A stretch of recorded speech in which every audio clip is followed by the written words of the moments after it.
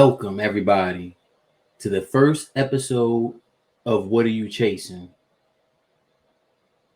I'm going to ask you a question.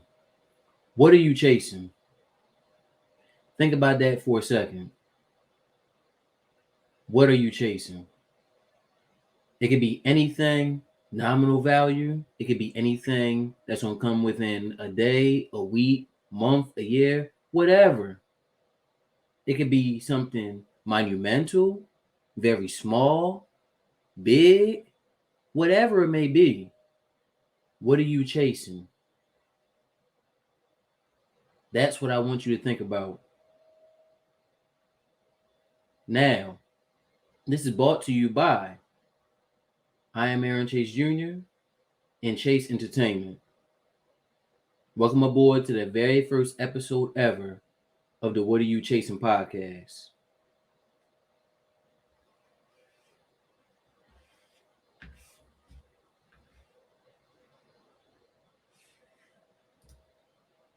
Now, as I just stated, and keep in mind, if you're here from YouTube, as you see, I'm using this Streamlabs for the first time ever, so right along with me. And if you're on Apple Podcasts, wherever, Twitter, wherever you're coming from, let me know where you're coming from. Hit me up in my DMs on Instagram and Twitter. Let me know if you're doing it from YouTube. Like, comment, subscribe. Let me know. Just let me know so we can all get along and I can show y'all some love just like y'all shared me some love. Okay? You hear me? So like I said, thank you once again for tuning in and coming to the show. So let's get in to this show now. So first up, we have the quote of the day. The quote of the day is appreciate everyone and everything around you, no matter how big or small it is, because life is precious. Now, if you're looking on YouTube, you can see this picture that I have right here with appreciation, gratefulness, believe, acknowledgement, recognition, thank you, expression, attitude, gratitude, whole bunch of positive words. If you're not on YouTube, it's okay. You just heard me say a bunch of words. Just picture yourself looking at one of those images where it's a bunch of words that describes a meaning or anything that you're looking for. Take that into consideration because during this show, every time you see this show or hear this show, we're going to be talking about a quote, phrase, any type of life lessons and wisdom to knock you upside the head starting off. Okay? Now let's get into the next thing. Prayers up to Damar Hamlin. Prayers up for my guy.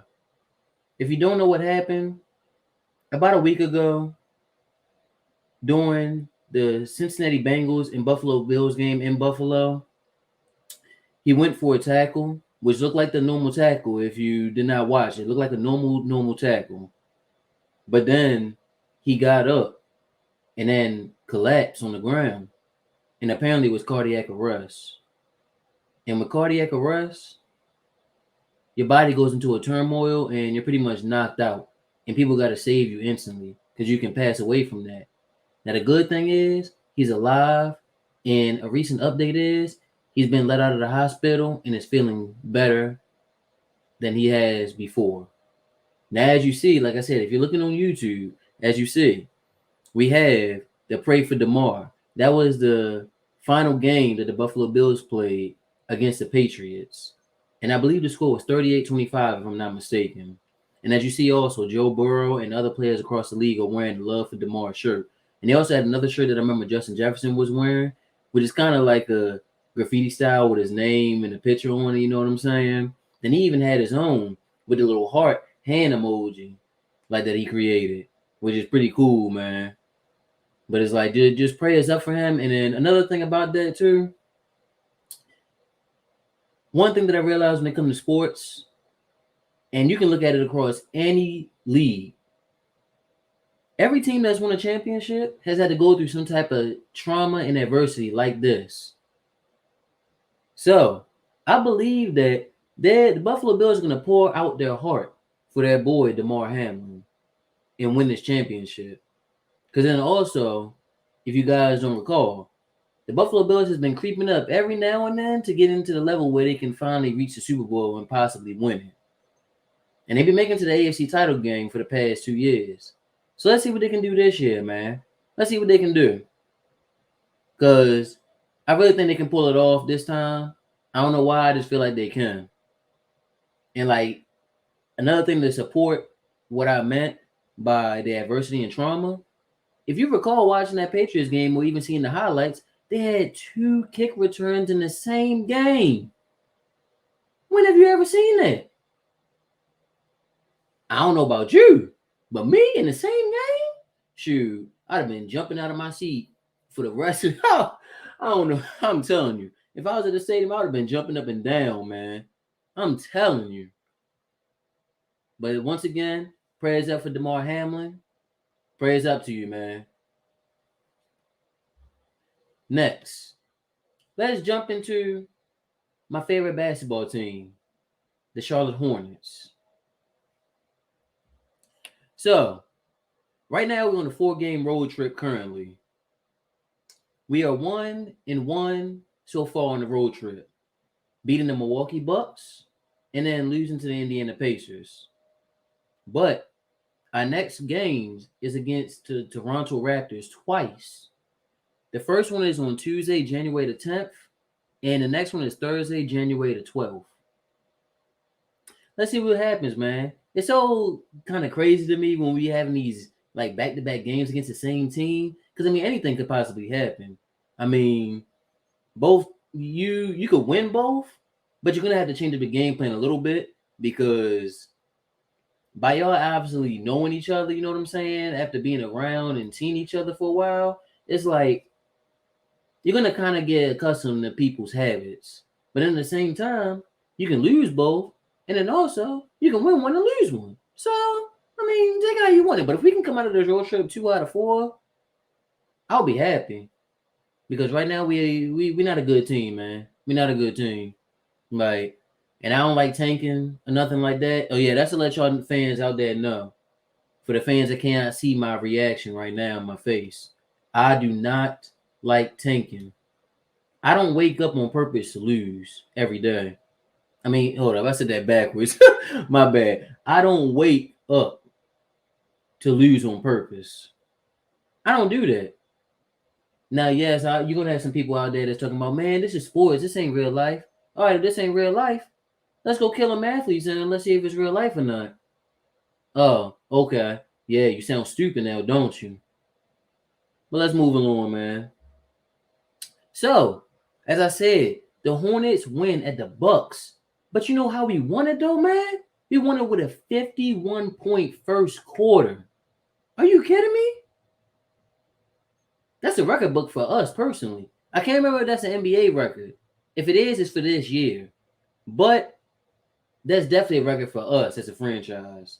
Now, yes, we're a young franchise. But still, man, to see that and watch that game live was crazy. And then also, to only have 5 turnovers, that's what's up. That's the type of game that Steve Clifford has been wanting us to play. Where we don't have that many turnovers, and we're making our shots, and we're doing everything we can to possibly win. Now, a couple key notes about this game. 1, Chris Middleton did not play. But if y'all recall the last game that we played against the Bucks, they rested all their guys. They didn't have no Chris Middleton. They ain't had no Giannis. They ain't had no Jrue Holiday. They rested all their stars. And we lost. We lost.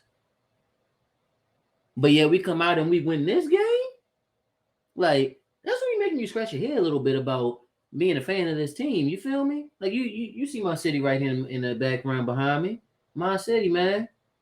But it just make you scratch your head a little bit like, huh? What? I don't know what to say. But like I said, I don't support tanking, and I love winning. Okay? And then also, Bobby Portis had 19 points. You know what's crazy? He was the leading scorer for them.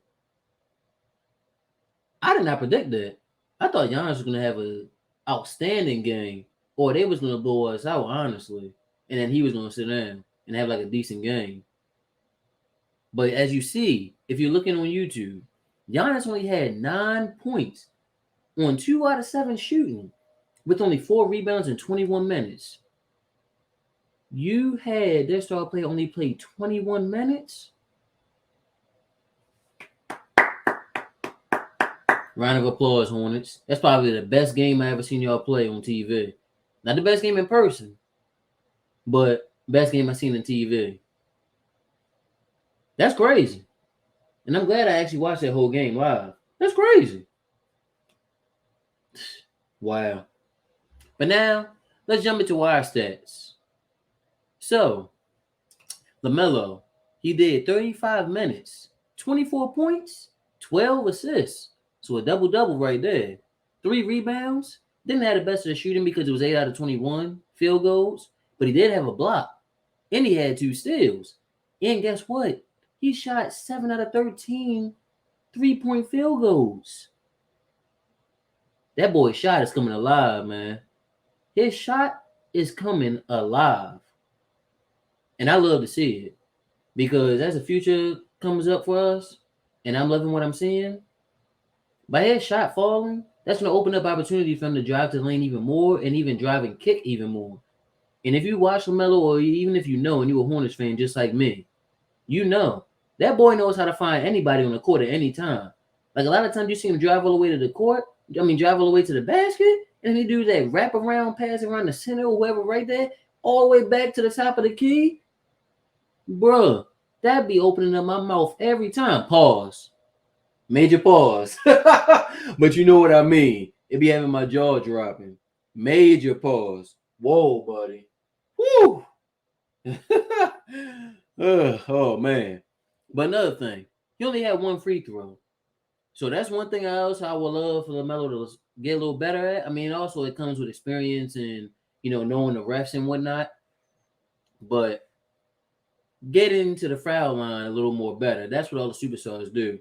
Because honestly, in my opinion, and how I like talking about basketball, is that if you're not scoring, but you can still impact the game a certain way, that's what I like.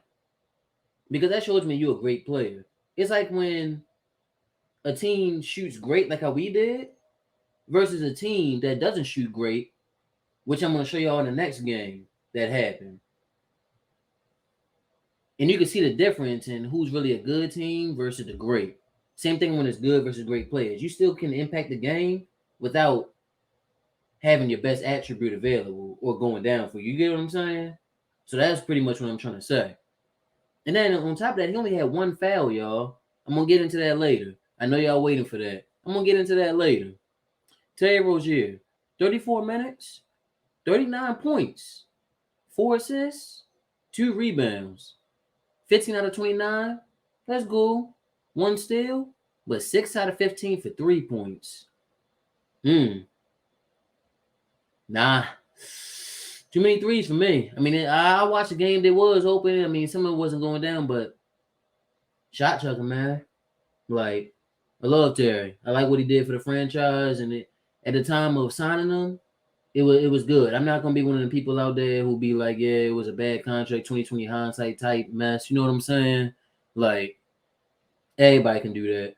Like, honestly, I feel like at the time it was fine because he was performing at a borderline all-star level, just like how Miles Bridges was before his situation.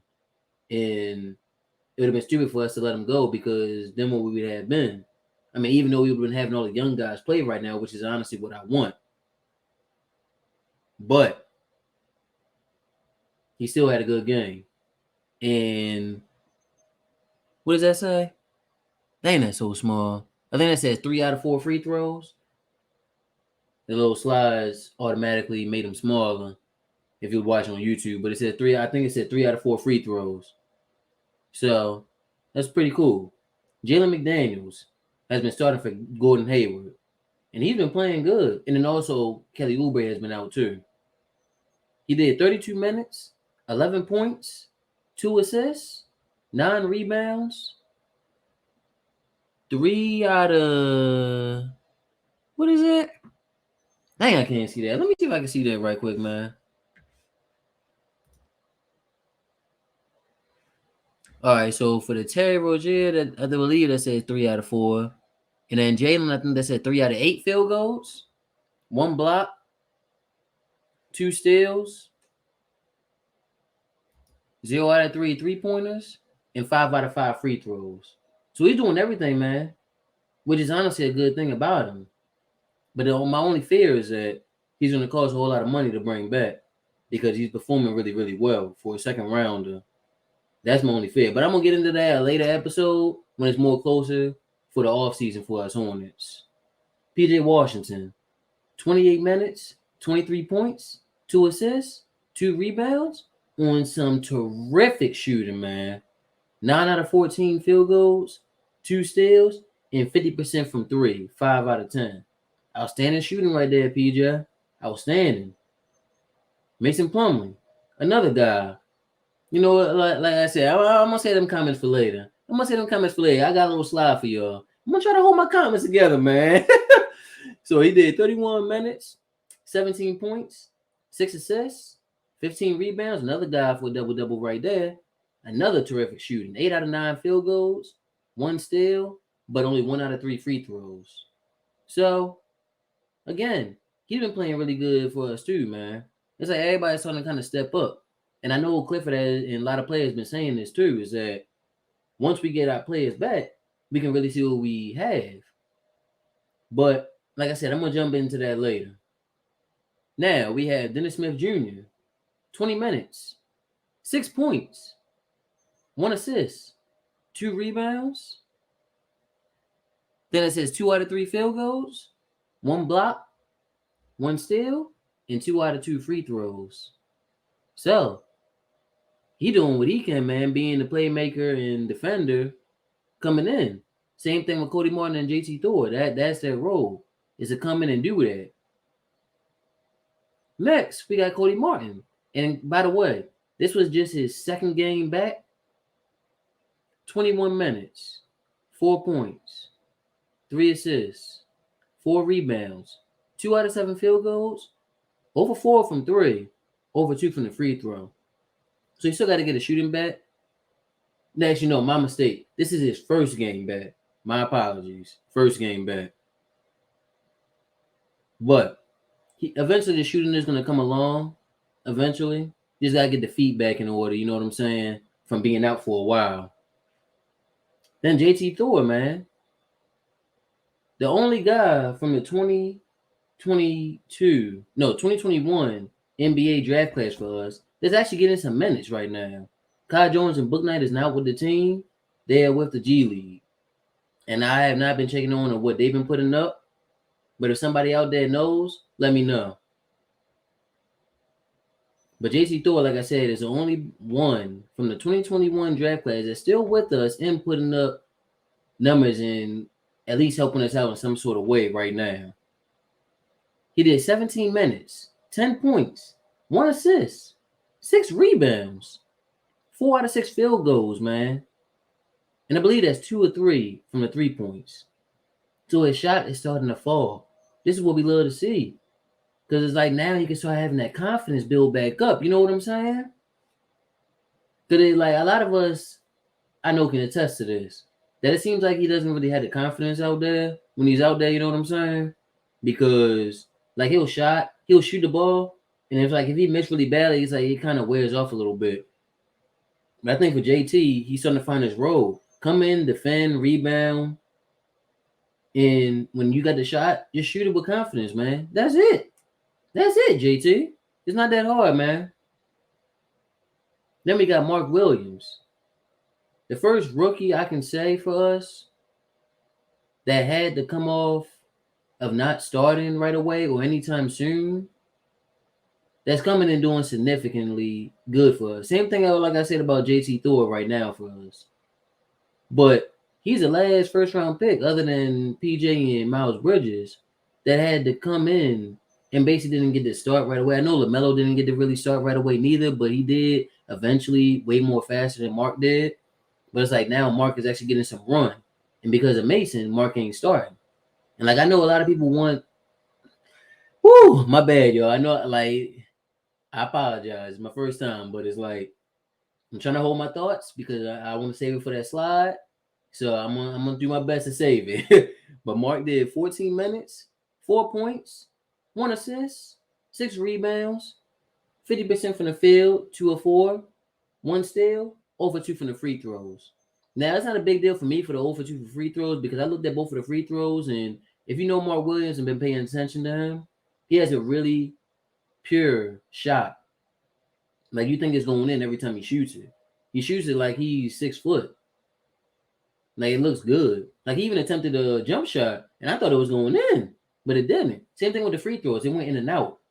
So I'm not disappointed about that. And I know a lot of people are probably looking at him like he put up all them numbers against the Thunder, and now he really ain't doing nothing. But you got to keep in mind different matchups every night. You know what I'm saying? Milwaukee is a bigger team, but he wasn't playing against Brook Lopez every time he came in. So you see what I'm saying? He was mainly guarding like guards. Like even when we played the Brooklyn Nets, he was guarding Yuta Watanabe, like their small forward that comes in off the bench. Like I'm just super stoked for Williams to get some time, and the fact that he's able to guard wings. He has some great footwork, man. I like that. So now let's go into the next game, man. From that road trip. So I actually watched the game, and I'm not gonna necessarily say that we got killed, but when you look back at the stats, it did seem like we got killed. And the fact that they came back on us, which I'm gonna get into.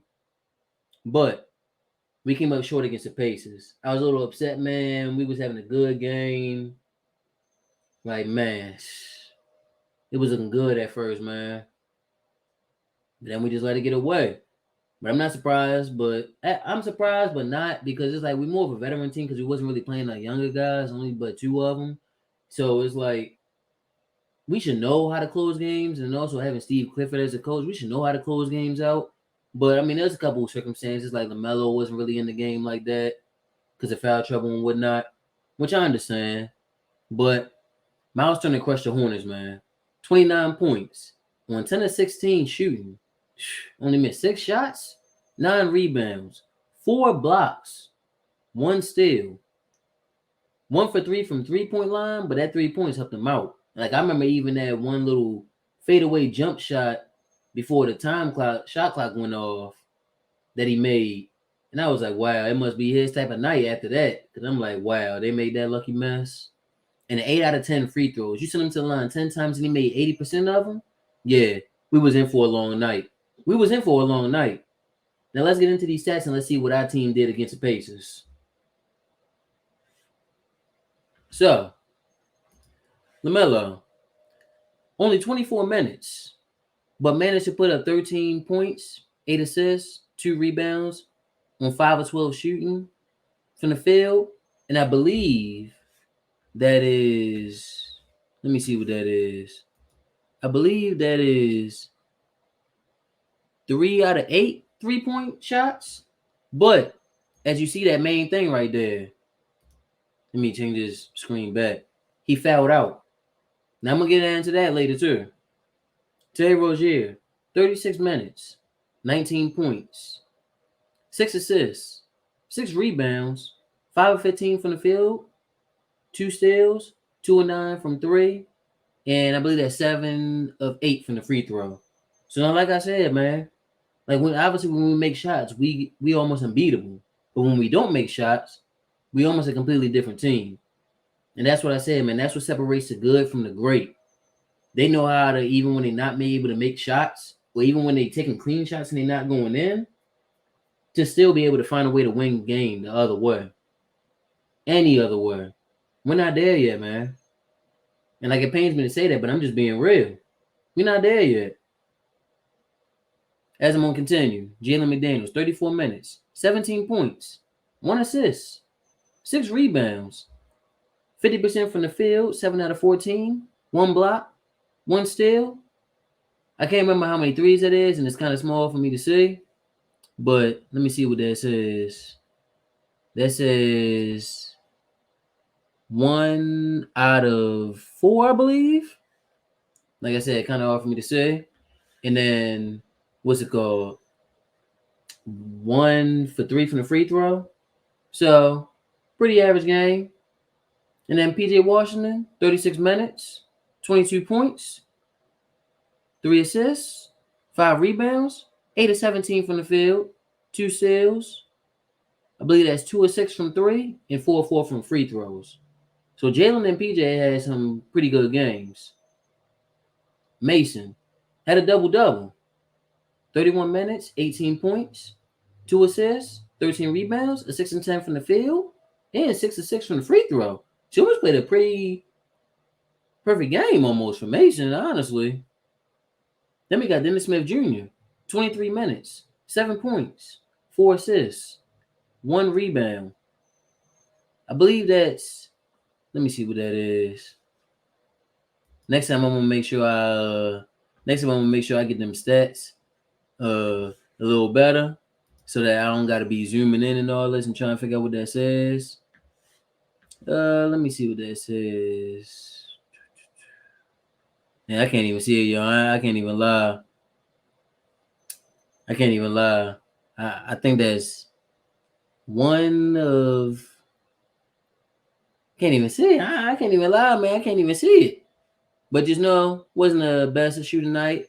And then still had a block, had a steal. 0 for 1 from the 3, but 3 for 3 on the field free throw. So at least he's knocking down his free throws, man. That's another key compartment when it comes to winning games. Cody Martin, 25 minutes, 3 points, 1 assist, 6 rebounds. Again, can't see the field goal percentage.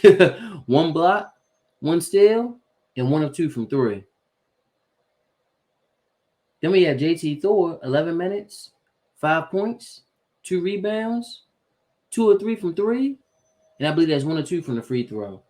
Now, in regards to Dennis Smith Jr., Cody Martin, and JT Thor, I'm not expecting these guys to come in and put up astronomical numbers. I'm expecting them to come in and play defense, rebound the ball, get some steals, and for Cody Martin and Dennis Smith Jr. create a little bit, mainly as an assist person, and do some spot-up shooting and driving to the basket.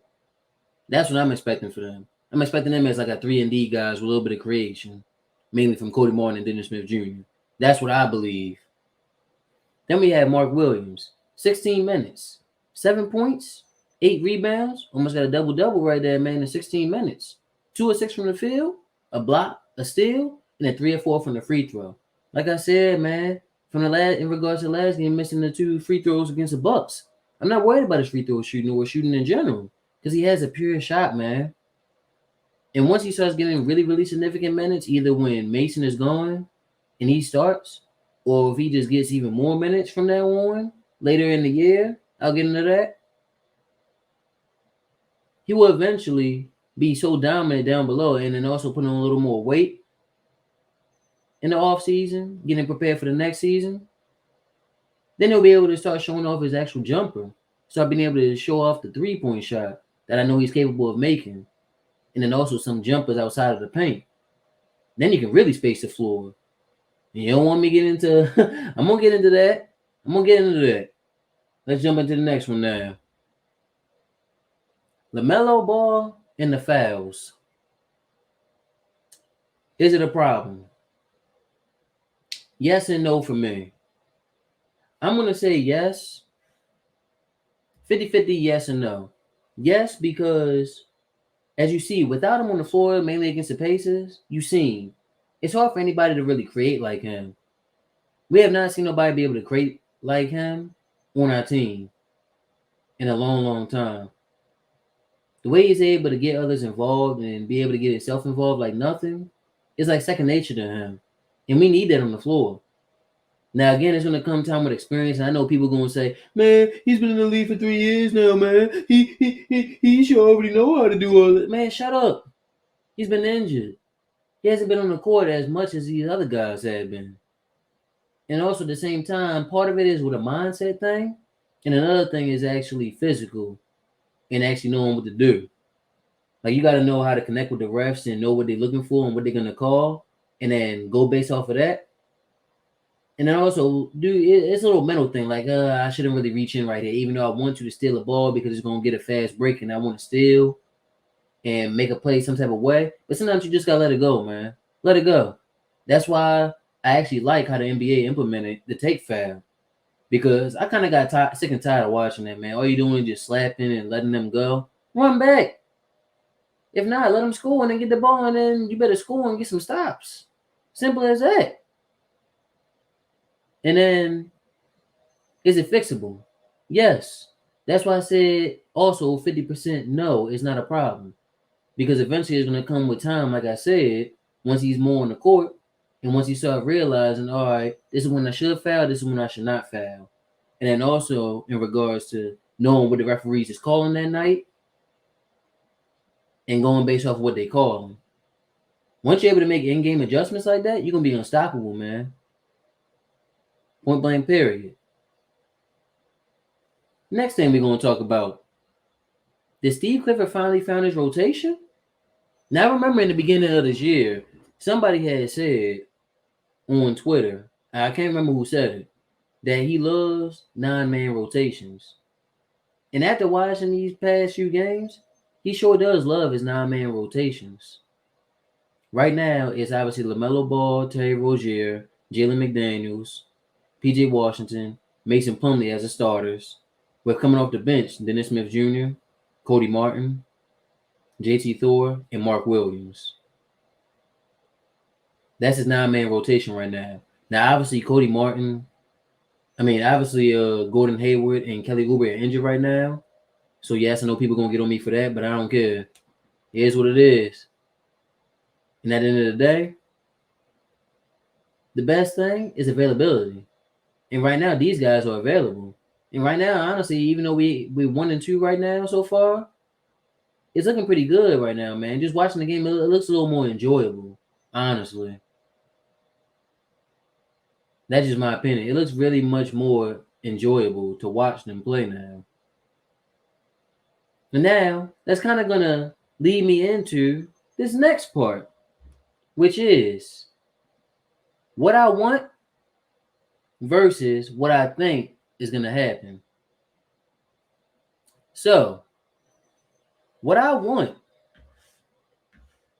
I would love for us to be able to somehow, some way, trade away Gordon Hayward and Terry Rozier.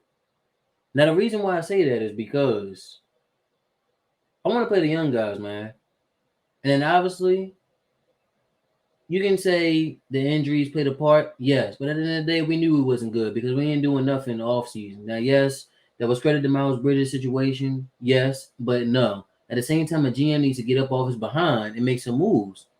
But obviously, in his mind and Jordan's mind, they both think they don't need to do anything. And I understand that for that part of the fan base, frustration with them. It's like, why y'all so complacent? Why y'all afraid of getting better? Now look at these other teams out here making moves at the moves, getting better and better and better, no matter what the hell they did last year. For example, the Boston Celtics. You got Malcolm Brogdon, who used to be a starter for Indiana Pacers, now come out the bench for you. A proven starter, come out the bench for you. Come on, man. That's why I can't take that, man. I can't take that as an excuse.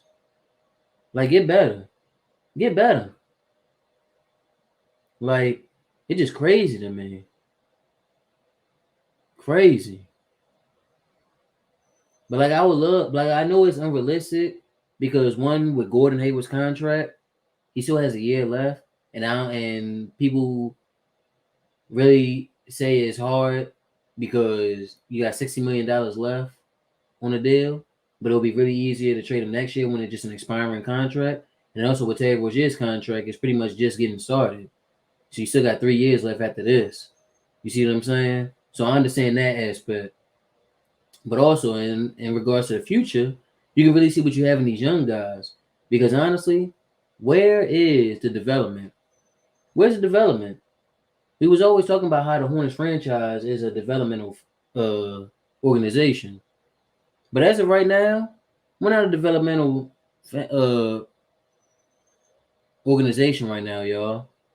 Because just look at Kyle Jones and James Bouknight. Just look at both of them, and I'm truly disappointed because as of right now, they're both looking like busts. And it pains me to say that because I wanted both of them. All you gotta do is look up on my Twitter, and you'll see I actually wanted both of them. I was super excited. I was like, wow, we finally got this young, athletic guy who can possibly play 4 in the 5 or one or the other. And then we got this young shooting guard who can become this scoring phenomenon next to Lamelo and take some of the scoring load off of him. But unfortunately, it's not looking that way right now, man. And like I said, it pains me. But that's just what it is. And at the same time, I don't want to trade them. Oh yeah, and also trade Oubre and Mason while they at the highest peak right now. Because right now they're playing out of this world. And I really feel like somebody will give up something really, really good for us for them. Now, yes, it is putting a lot of weight on these young guys' shoulders. But at the same time, that shows that you're willing to develop them instead of trying to win right now when you know you can't even get in there. Now, like I said, I don't support tanking. I'm not saying bottom out on purpose. I just want to play the young guys. This is not me supporting taking. This is me supporting playing the young guys. Okay? So don't get that twisted. Now, what I think is going to happen, nothing. And that's just me being honest. I really think nothing's going to happen. Because that's the same thing was happening in the offseason. We really didn't do nothing besides bring back Cody Martin and Dennis Smith Jr. We brought him in. That's it. That's all we pretty much did, man, in the offseason. Pretty much nothing. So honestly, I feel like that's really what's going to happen. And it's not, I don't care about getting my hopes up and whatnot because surprises happen all the time. And I love surprises. And I'll be right here recording another little podcast episode for y'all if that happens. I'll be right here recording it. So it don't matter to me. But I really do expect nothing to happen because also Mitch Kupchak's track record has shown he doesn't make in-season moves. He just doesn't. He let things play out. I guess that's a good thing and a bad thing. It's a good thing because if things turn around, that's good. But like I said, for us, it's not really because we don't get to see the young guys and whatnot. But the bad thing is that if you do that and things don't get to work out, now you're potentially losing your job and everything along with that. You know what I'm saying? But yeah, man. Crazy. Crazy. Now, we about to segment into the hat that you see on my head. The reason why I'm so excited to do this first episode, man. The Carolina Panthers 2022-23 season in review. Now, like I said, if you're not on YouTube, you're not able to see this picture, but just hear my voice and imagine this. Now, obviously, if you're on YouTube, you can see the pictures. I put up some pictures up here, and the amount of pictures that I have 10 pictures. And all these pictures are pretty significant in regards to the season review because it really describes how the season was a roller coaster, man. Just imagine a roller coaster. That's honestly what the season was. First, we got Ike Ekwonu in the draft. My guy. If you haven't seen the video on my YouTube when I went back and I did a throwback video on that day of the draft, or if you didn't see on my Twitter feed, you can look it up. You can even look up on Panthers TikTok when they reposted my video of my reaction of wanting them to be on our team, and he actually got drafted to us. That's the first significant thing that happened. The next significant thing was Matt Rhule getting fired. Now, like, if you on YouTube, you can see the picture of him holding his hands up, like, saying, like, what? Looking like a stupid. Looking stupid. And if you're not on YouTube, just imagine that, man. You know how Matt Rhule looks. Just imagine that. Now, the next thing that happened, obviously, was Steve Wilks getting hired as an interim head coach. And then we have a couple other things that happened that was honestly some big surprises. Well, the first one probably not really a big surprise to really anybody, but it was a surprise to me because I really didn't expect him to be traded, which was Robbie Anderson. But it did make sense as a little altercation on the sideline. That did make sense. But let me say this, though, man. I respect Robbie because he thinks just like me. He don't think like everybody else. He's a big believer in everything happens for a reason. And try to control only what he can control in his own power. Those are some simple words, but big meanings to them, man. So shout out to you, Robbie. Things didn't work out this year for some reason, and look like things ain't really working out over there, as I'll get into later. And then we traded our franchise guy, Christian McCaffrey, which had a lot of people upset, which I understand. But at the same time, if you know football, and recently, you don't surround a team around a running back, which I'll get into later, and I'll also discuss into that.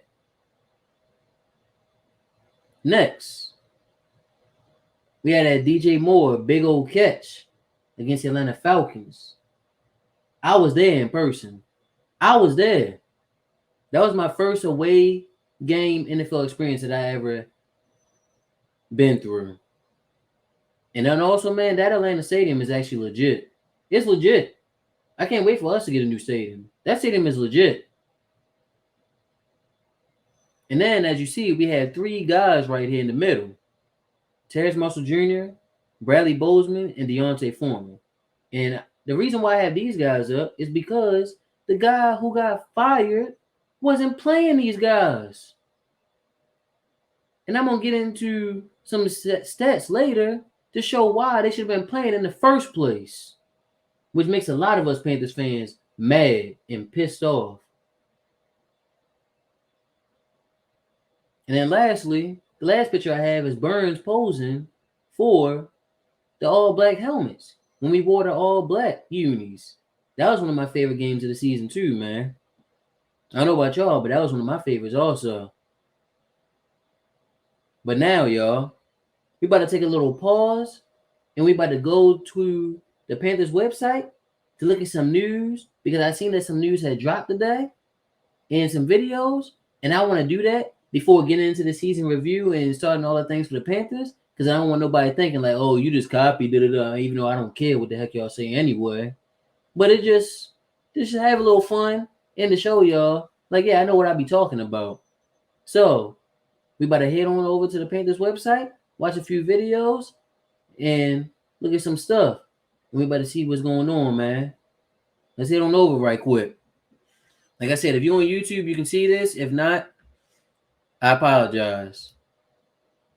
But the first thing we're going to do is we're going to get into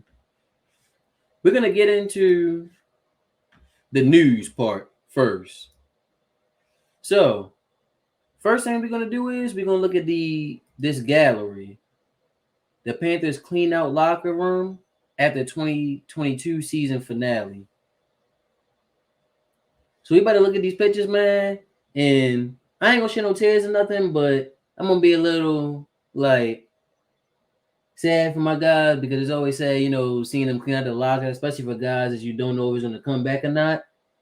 So that's the only thing. But I like I said, man, I don't really know what to say. But it's like your last day of school, man. It's like, you saying bye to all your friends and whatnot. Okay. Burns got a shirt, 2-time Pro Bowler. I like it with the bowling pins. I like it. With Sam Franklin right there behind him. Got Keith Taylor right there. Keith, get better, man. We hoping you get better. Deontay Foreman, what does that say? To Heem. I believe that's to Raheem Blackshear. Okay, Sam Franklin got his put up in a frame. I never seen that before. Look like Colin Thompson and Bradley Bozeman trading jerseys. Yep. Let me get out my face. Okay, got Colin Thompson writing on a jersey. He writing on his own to give away. Got Cade Mays. Okay, Blackshear and Thompson traded jerseys. Not Shaq Thompson, Colin Thompson. Like I said, if you're on YouTube, you can see this. If not, just hear me out, listen to my voice. Cade Mays and Bozeman traded jerseys. Okay.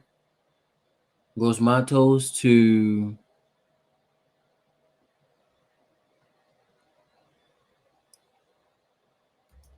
I don't know who that's to yet, but I think that's to Burns, if I'm not mistaken. Then you got Marshall holding up his jerseys. You got Sam Tecklenburg. Gross Matos gave it to Bravion Roy. That's who he was giving it to. So I was wrong. Got PJ and Raheem Blackshear. Franklin holding up his framed jersey. Tecklenburg. You got JC and DJ Moore giving their jersey to Bravion. Phil Hoskins gave his jersey to Marquand McCall. K Mays again. You got CJ Saunders. He on the practice squad. I forgot about him. PJ Sam Franklin, and I can't see what the other guy is. Honestly, I don't even know who that guy is by the face. And you got Shy Smith. You got Shaq Thompson and Icky. I think that's Dante, my guy. You got Frankie and Shaq.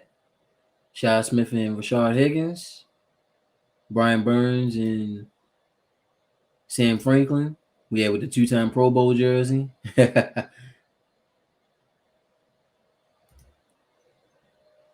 got Frankie Louisville and Cam Irvin. Cam Irvin really brought a bike in there. They all doing that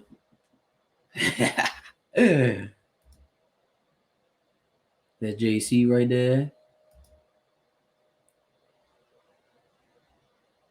We got JC and Rashard Higgins. Rashard Higgins and Chin, Steven Sullivan. Got all the special teams guys out there. Got Sam Franklin interviewing DJ. Got Chin with all his jerseys. His black helmet. Got Bravion Roy writing on his jersey. They go Michael Jordan. JC getting interviewed. DJ walking by the equipment people. PJ. Terrace again. Frankie Louisville again. JC again. You got Burns, Chin, Louisville, and Shaq. You got Keith Taylor. Taylor Moldenholt opened as Western Michigan. Deontay Foreman. Taheem again. Raheem Blackshear, Chin. Almost look like the same people now, man. DJ. I don't want to miss nobody, though. Tommy. JC getting interviewed. Sam Darnold. Shy Smith. Taylor Moulton. Holding up with some Western Michigan stuff. Ooh, Jonathan Stewart. Right there with George Norman. Okay. Bravion Roy again. JC the Whoop. I don't even know who Whoop is, but I'm thinking that. Must be Rashard. I don't know, because I see Higgins right there in that picture, but at the same time, I think Whoop is Shy. I can't remember. Burns again with the Pro Bowl. I don't know who that is. Got Bozeman and Matt Corral. Cam Irvin again. Tremble again. Louisville again. Black helmet. Deontay. Who number 16? Oh, yeah, Preston Williams, that big receiver. Then we got Stowe and YGM. JC. Burns and Franklin Stowe. Icky. Let me hold one of them game jerseys, Icky. Let me have one of them.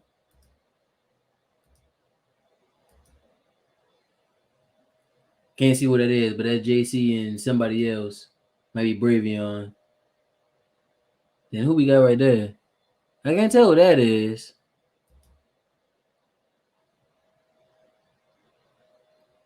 And then we got... Who's that? I can't tell who that is neither. That's Raheem, Josh Norman, and J. Sue again, Chin, Corey Littleton, and Aaron Mosby. Then we have Phil Hoskins jersey again, Bravion and YGM, and finish off with Sean Chandler. So that's all the photos right there, man. That's all the photos. But now, we better go back, and we better look at the other news right quick. So, as you see right here, it says that Austin Corbett suffers a torn ACL in season finale, man. Whew. Okay, so now this is what I'm gonna say.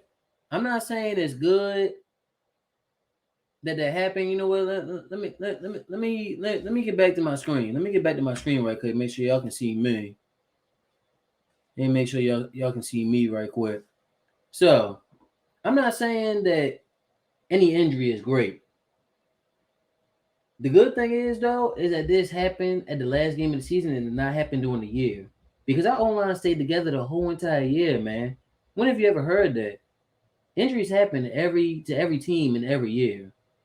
So we got super blessed and lucky to have our whole offensive linemen to stay together the entire year. That is phenomenal. We really turned a weakness into a dominant strength of our team. And I love it. And I'm here for it. So now let's get back to the website and let's keep looking.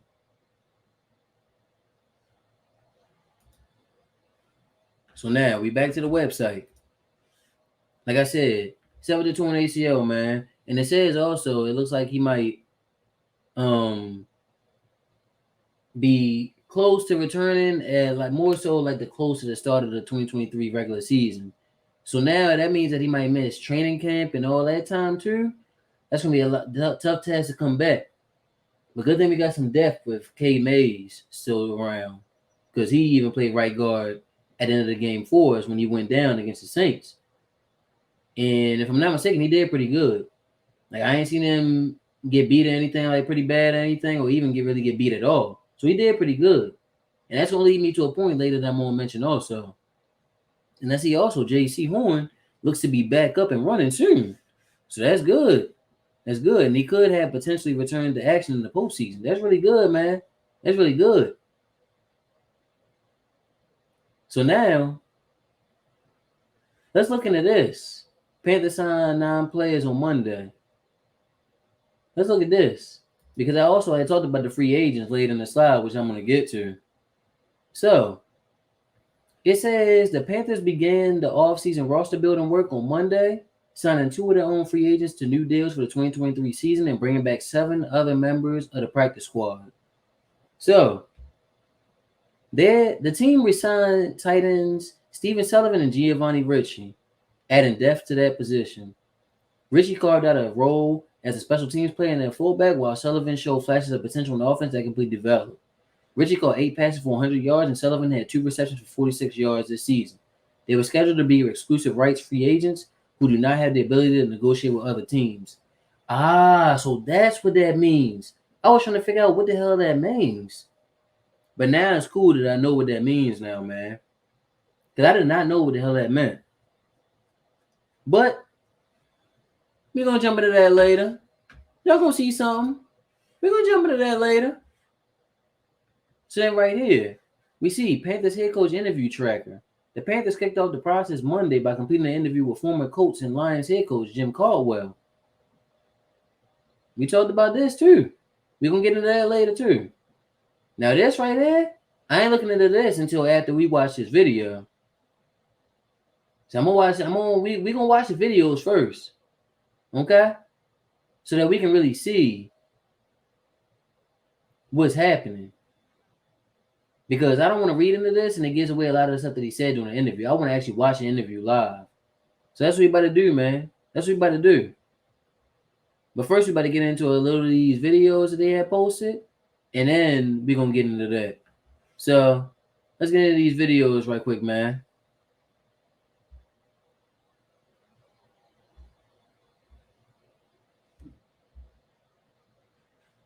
Play the sound. Appreciate you, my guy.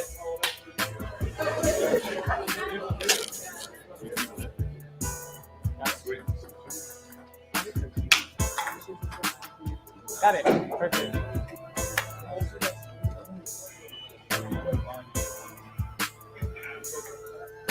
Okay, DJ.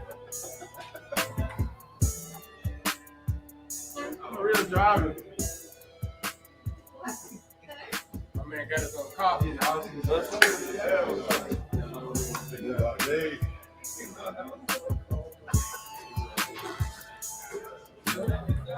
Oh, 09. Yeah.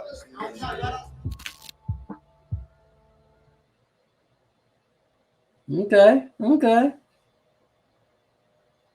So I say this, but I mean, you're proud of yourself, what you did this year. I mean, coming in here and how well you played. Yeah, I think I'm very extremely proud of myself. I worked tremendously hard to put myself in a position like this. I think a lot of people doubted me and counted me out early, but I agree. I'm used to that. So I think I told you guys before. I felt like just me being in that situation, I felt like I was confident in myself, and whether anybody else was or not, that I was gonna do what I needed to do. And I feel like I did that. Just through the blessings of God, grace of God, man. He been very, very good to me. I went through a lot early in my career. So just to be able to be in this position and just, be healthy, get a full season, finally play a whole 16 games. I don't know. It's emotional, honestly, because it's like a goal, like a little milestone. Just play the whole season, just get through the whole thing. Like I never was able to do that. Didn't finish the game yesterday. Disappointed about that, but other than that, other than that, man, I say I played the whole season, man. So that was a really big milestone for me, man. That's just something that I always wanted to do. So definitely blessed, man, and thank you for that. I think you've raised your stock heading into free agency. How much would you like to be back in Carolina? A lot, I think I've been trying to, just say that all day to the people I've talked to, like, man, please, I want to be back. But it's business at the end of the day, and I mean, what God has for me, He has for me. So wherever that'll be, whatever happens, I'm gonna be thankful and grateful for it, and I'm gonna go hard and excel in my role wherever I'm at. So just thankful to be here for this opportunity, and everything I was able to do this year. Very excited, reflect on it for a while, but got to get right back to business. So that's how I approach it. What about this team makes you want to come back? Man, just seeing everything that we went through and the way that the guys fought, man, and just I think everything that we have in this locker room right now can definitely propel us next year into something really good, really special, and I really believe that. So I want to be a part of that. I feel like I helped start it, and I don't want to go nowhere. So hopefully I can be a part of that, like I said. I agree. This had to be one of the kind of strangest seasons of your career. Can you sum it up as succinctly as you can, kind of looking back? Yeah, it was crazy. I think obviously dealt with a lot of adversity early in the season. Obviously, last preseason game.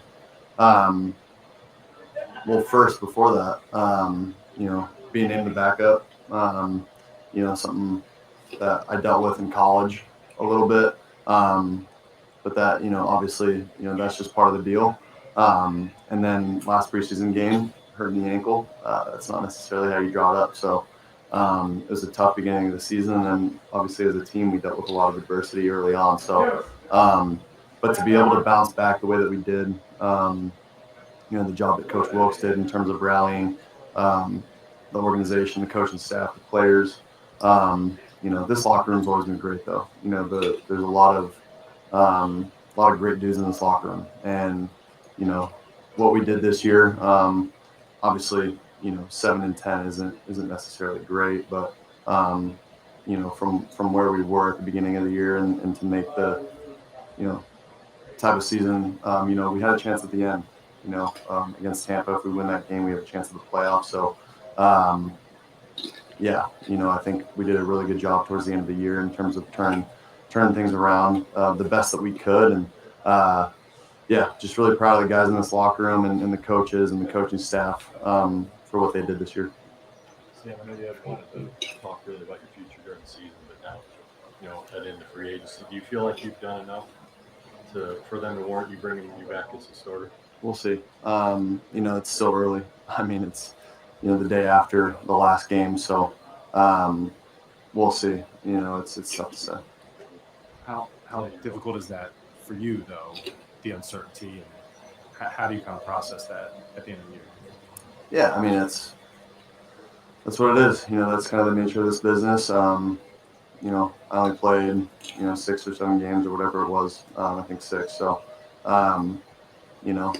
obviously, yesterday. We didn't play as well as an offense as we were accustomed to the last 5 games. But at the end of the day, we won the game. That's all that matters. We were able to go down, make a drive at the end, Yep. and give Eddie a chance to make a field goal for the win. So, yeah, I think, yeah, I'm just, like I said, I'm proud of the guys and, my future and this team's future, who's going to coach here. That's all up in the air. Right now, my feelings are just I'm proud of the locker room, proud of the guys, and this coaching staff for sticking together all year. How was it to stick together, considering all the upheaval and turnover and trades and just how are you able to stick it together? Yeah, I mean, like I said, it's great dudes, man. A lot of good guys in this locker room and resilient guys too. And yeah, that's how we were able to get it done. Keeping the beard or? I'll probably shave it. I'll shave it here in the next couple days. That's kind of the plan, but we'll see what the future holds. That was funny. How much did that win yesterday mean, albeit not playoff implications on the line? Just what do you mean for this locker room? It's a great win. It all came down to, Eddie came in clutch, so that ended our season off the right way, and we finished strong. As you reflect on the end of the season, how you guys were able to make that push for a potential playoff spot, how close is this team to really? I mean, you said you don't want to get used to not making the playoffs. How close is this team to actually being a contender year in a year? Probably 1 or 2 games away. It's closer than we have been, so we're on the up with that one. Is there a different feeling, kind of the same ending as the past couple of seasons, but is there a different feeling, maybe more optimism knowing that, does it feel like the franchise is moving in a better direction faster than maybe in years past this time? Yeah, I mean, I think we got a lot to build off of. We have a lot of, cornerstone pieces, like really, really high-level players. And I think they've proven that this year. Like, Frankie took a huge jump. Shaq has always been Shaq, Shaq's always been nice. Derek took a huge jump. JC played outstanding. DJ, but we got the players. We have the talent, So I think it's definitely going in the right direction. I agree. And, getting that win just pretty much stamps the standard that we're putting on the season, no matter how down bad we is. So, we love this organization. Me and my wife, I feel like this city's really embraced us. This team's embraced us. The guys in this locker room are unbelievable. The front office, the coaches, everything is awesome here. We love it. We love it here. We want to be here. Unfortunately, we know it's a business, so we hope we can be here. But at the end of the day, we understand if not. But this has been such an amazing year. I mean, these guys have fought and clawed and scratched our way into a respectable season. We finished out 7-10. Obviously you want to be better. You want to be in the playoffs. But I couldn't be prouder of every man and woman in this building that has busted their butt to try to get us to this point. This team's not going to be the same team next year. Oh man, it sucks to be honest. I've had a lot of fun with these guys. Since freaking back in April. For the majority of the group's been pretty much the same. I had a lot of guys come in and go out, and it's been good, man. Sucks to have to think back on the memories. Wish we were still playing, but it's just one of those feelings that it sucks. Today sucks. Is there a different vibe though than maybe the past 2 seasons that the franchise feels like you're building on something and you're kind of moving in the right direction? Yeah, I think we got a taste of meaningful football in December. That's something that when I go to off season, I'm just thinking about the whole time, and finally year 3 I was able to get that, and I'm excited about what the future holds. As you reflect on this season, what's the main thing that stands out to you? Really just closing out games we're supposed to win. Just looking back at some of the games, wondering what if we would have did this, what if we would have did that. We'll be in a different position right now. So that's kind of the main thing I took, from this season. It seems like a sense of hope heading into the off season, given the way that things finished. Is that right? Yeah, definitely. Feel like we finally played, meaningful football towards the end of the season. Had the opportunity to get to the postseason, which hasn't been the case, around here for a long time. So it's definitely giving us hope and let us know what we're supposed to do, going forward. To reflect on this season, what's the main thing that stands out to you? Really just closing out games we supposed to. Yeah, it's that twice. Just looking back at some of the games, wondering what if we would have did this, what if we would have did that. We would be in a different position right now. So that's kind of the main thing I took, from this season. It seems like a sense of hope heading into the offseason. Man, they asked that thing twice. They didn't even pay attention. Is that right? Yeah, definitely. I feel like we finally played, meaningful football towards the end of the season. Had an opportunity to get to the postseason, which hasn't been the case, around here for a long time. So it's definitely giving us hope and let us know what we're supposed to do, going forward. All right, what's this? A roar of anticipation at Bank of America Stadium. These fans excited for this season. Foreman running right side, going downhill. 10, 5, touchdown! Deontay Foreman. Let me see if I see anybody that I know. I just got to say, for these fans, they have been here and been supporting this team the entire game. And Steve Wilks said it is so important to give them a great product to cheer for. Thank you, fans, for all your support this past season. We couldn't have done it without you.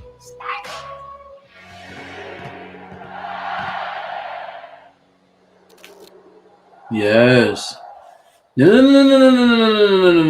Before that one starts, we gotta go to that one first. We gotta go to this one. Steve Wilks. We're not going to that GM just yet. We're doing this one first. Good afternoon. I'd like to start out by giving Mr. Tepper a thanks of gratitude on my part for giving me this opportunity to lead this franchise and this football team for the past 13 weeks. It's been a tremendous pleasure for me to work with those men in that locker room and to sort of help steer this organization in what I consider to be in the right direction, a positive finish on their part. And with that, I'll take your questions. As he, I understand you're going to interview tomorrow. Can you talk about that and what your pitch will be? Well, one thing, David, you'll find some consistency with me, and that is that I'm not going to express on anything beyond today, and really with the exit meeting with these players as we move forward. So I'm just going to keep that private. Starting guards and their injuries. I won't know anything until the MRIs come back. I think for the most part, it's nothing serious, I hope, but I don't want to confirm until I really know.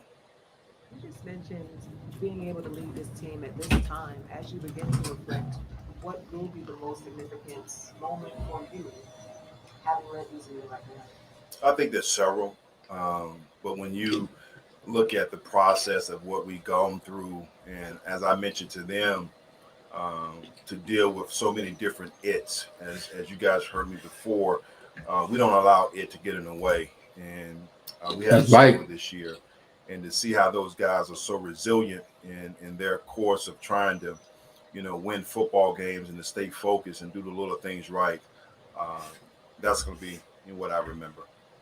Steve, you never want to make it about yourself, which I respect, but I just want to maybe try one more time, not knowing what the future holds. If you would take this time to maybe reflect on what it means to be in this position, coming from Charlotte, representing West Charlotte, if you would maybe indulge us with that. I'm gonna keep it with the players. I respect those guys so much that I think they deserve all the credit. And just their point of being resilient, just their quest of trying to do the things that I ask them to do each and every day, which really is the act of a champion. Be where your feet are. Let's just win the day. And all those things that we try to create and establish within a 13-week culture, it happened. And we saw a lot of benefits from that. So I give those guys all the credit and how they responded. You love the players. I mean, you're clearly a control what you can control guy, but the players have been very vocal about wanting you to lead them into the future. How does that make you feel, knowing that they have been unshy about their endorsement for you? Well, we have a great level of respect for one another. As you've always heard me talk about my love for them and how they go about their work and their business. And as you just mentioned, we're going to control what we can control, and allow the process to take care of itself. Steve, I've asked you this before, and you've always said you're going to focus on winning the day. Now, if there aren't any days to win, so to speak, with the season over, do you feel like you've done enough to be the head coach here next year? Why do you feel there's no days to win? Well, I mean, the season's over. Oh, but there's still days to win, and we're going to start with trying to finish and win this day, and making sure we send the guys out with the right message, which is making sure that they take care of themselves during the off season, and so that's where the focus is going to stay. Well, do you feel like you've done enough to keep your job done? Well, again, that's not my call. I can't say. Coach, if this is indeed your last time addressing Charlotte media as a head coach of the Panthers, what, if any, message would you like to send to the fans?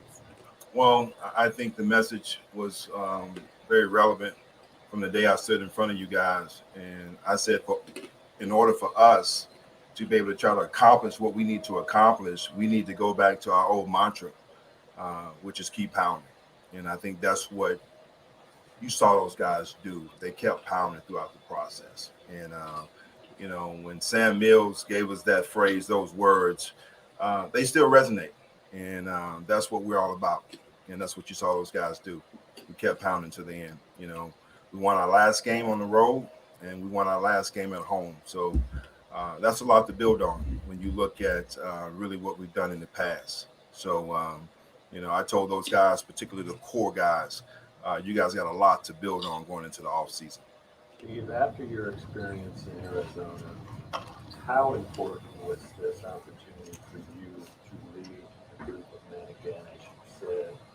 And do you feel like if this is it, you will put your best foot forward? I can't really speculate for everybody else's opinion. I just try to control my own narrative. It's a great opportunity for me, having this chance to be able to lead this organization and this team, as you alluded to about Arizona. I learned so much from that experience, which allowed me to be able to do the things that I did here within this short period of time. And that's making sure that there was clean, concise clarity in everything that we're doing from day one, and being able to hold everybody accountable for their actions, and making sure everybody had a great level of commitment, and we built that trust throughout the process. So, making tough decisions as you do in this position was, talking about coaches changes, player changes, guys leaving. They're all tough decisions, but you make those decisions for the betterment of the team. And that's what I was able to do throughout this process. You learned from that experience. So what did you take from that that's made you a better coach this time around? I think number one is just communication, and guys being on the same page, having a staff that's going in the same direction. It was very important for me when I got rid of coaches and making the change. I wasn't quick to bring guys in because I believe it's so important to have the right fit. So the defensive coaches did a tremendous job in their quest to try to keep things together, because we were several guys down on that side of the ball, and those guys stepped up and did a tremendous job. So I wanted to make sure that, again, we had the right people at the right position. The team presented you with a game ball yesterday. Considering how this 12, 13-week journey unfolded, what will you remember about that gesture and what it meant? Oh, it meant that, we were all in it together, and that we had a great level of respect for one another. So, just as I presented to Eddie as well, I think, again, you just that level of commitment to try to be excellent. And I truly appreciate, the love that I have from those guys, which I know they do for me as well. And so it's been great. When you reflect back over the 13 weeks, is there one week or one game you're most proud of, or you think speaks to what you were trying to accomplish? There's so many. I think the first one was winning at home, which, at that particular time, I think it was, I don't want to give false numbers, but it had been a long period of time since we had won at home. and to be able to do that in front of our fans and try to, bring the excitement back at Bank of America Stadium, that was very glorifying. And to do it against a guy that many consider to be the best at that position. And when you look at our DNA, as I talk about all the time, just element of finishing, for us to be able to finish that last game the way we did yesterday, I thought was very impressive because it took everybody in all three phases to get it done. And we did something that we haven't done, winning 2 in a row. And we talked about that leading here with Denver and going to Seattle, going against a hostile crowd, 12th man, et cetera. So there's several examples, man, where those guys in that locker room really stood up and got the job done.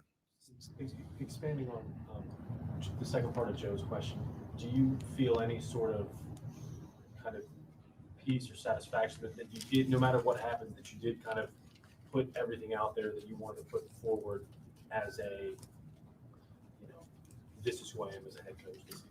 Yeah, I've always felt that peace because I'm very confident in who I am. I know whose I am and who's in total control. So I never waver from that. But I it's nothing that I ask the players that I'm not willing to do myself. And so I'm always trying to be accountable, great level of commitment, trying to build that trust. No, I'm completely satisfied with the job that we did. Steve, as you look back over the season, how difficult was it to manage the quarterback situation, which is kind of been in flux really for a few years here, and how can you speak to how important it is to have solidify that position? I think, and I said these words earlier, I think it's about communication, clear, concise clarity. That's what I gave those guys. So I didn't really go to talk to, PJ separate. I didn't go to Baker. I didn't go to, we all sat down and we talked together as men do. And I gave them clarity on the direction in which we were going. Sometimes you don't like it, but they had a great level of respect when you can come to them directly and tell them this is what it's going to be this particular week. And when you look at, and I tell coaches this all the time, only so many guys can start, and you want those guys that are disappointed and upset that they're not on the field. But you got to be able to handle those difficult situations. And the only way you can do that is being truthful and upfront with them. You think that it's important moving forward is to solidify that position here? There's several positions. And when you talk about really trying to get to where we need to be, that we need to upgrade, so it's not just one, but there's several. What's the collaboration been like with Scott throughout this entire process? I know we've asked you that before, but through this whole 13-week journey? We had good communication. We had great dialogue and talking about the roster and the things that we need to do to try to upgrade it in the present. So I think that's really has been the difference, in my opinion, as we talk about, being on the same page, moving forward and understanding it's all about the team, not about me nor himself.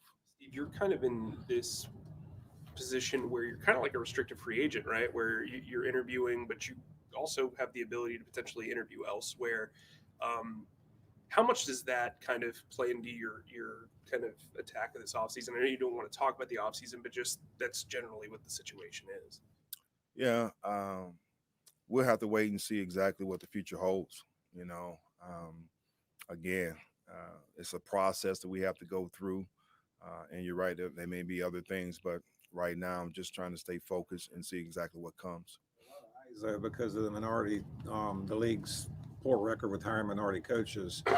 So a lot of eyes are on this situation. A lot of people feel like you've proven you deserve the shot or deserve the job. So how do you look at that and view yourself in playing a role in helping minority coaches moving forward?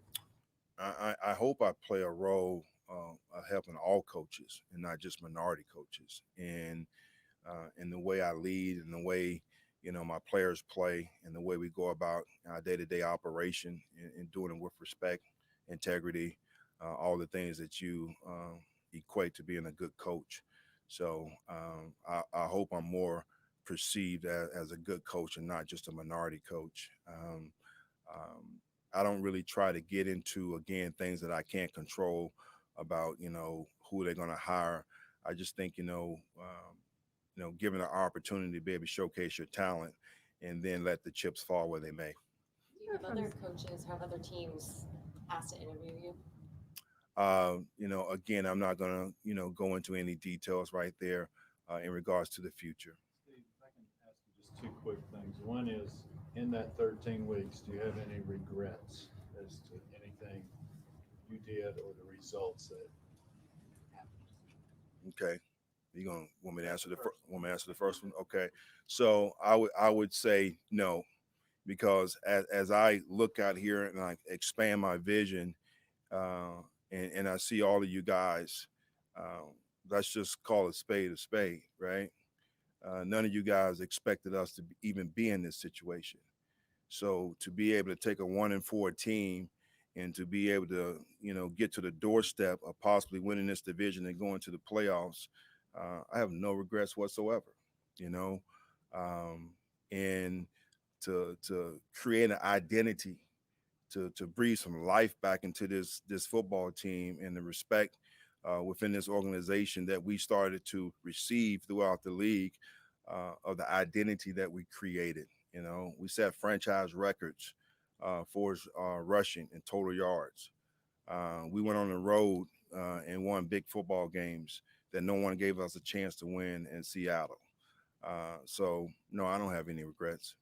And given all that, the second part is, so when Mr. Tepper fired Matt Rhule, he said, will Steve Wilks have a shot at this job? And he said, if he does an incredible job, he will. Incredible was the word he used. So I just want to ask you, do you think you did an incredible job? I think that's someone's opinion and what they consider to be incredible. What I consider to be incredible and the things that I do around the house, my wife doesn't see it that way. So it just depends on how you perceive what's incredible. So I'll let him determine that factor.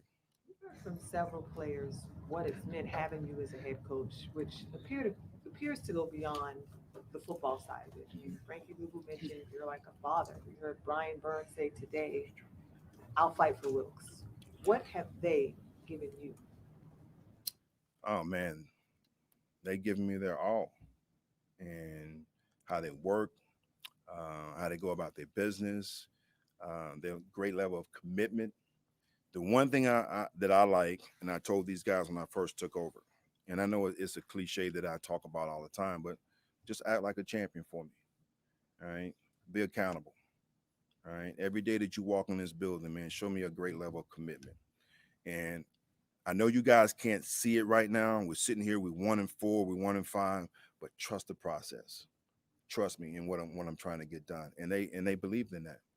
And I appreciate them for that. So I never questioned. I told these guys this past week. I never questioned how we went about our business each and every day. These guys work hard every day, and what I talked about is excellent preparation. Now let's make sure this leads to game day execution.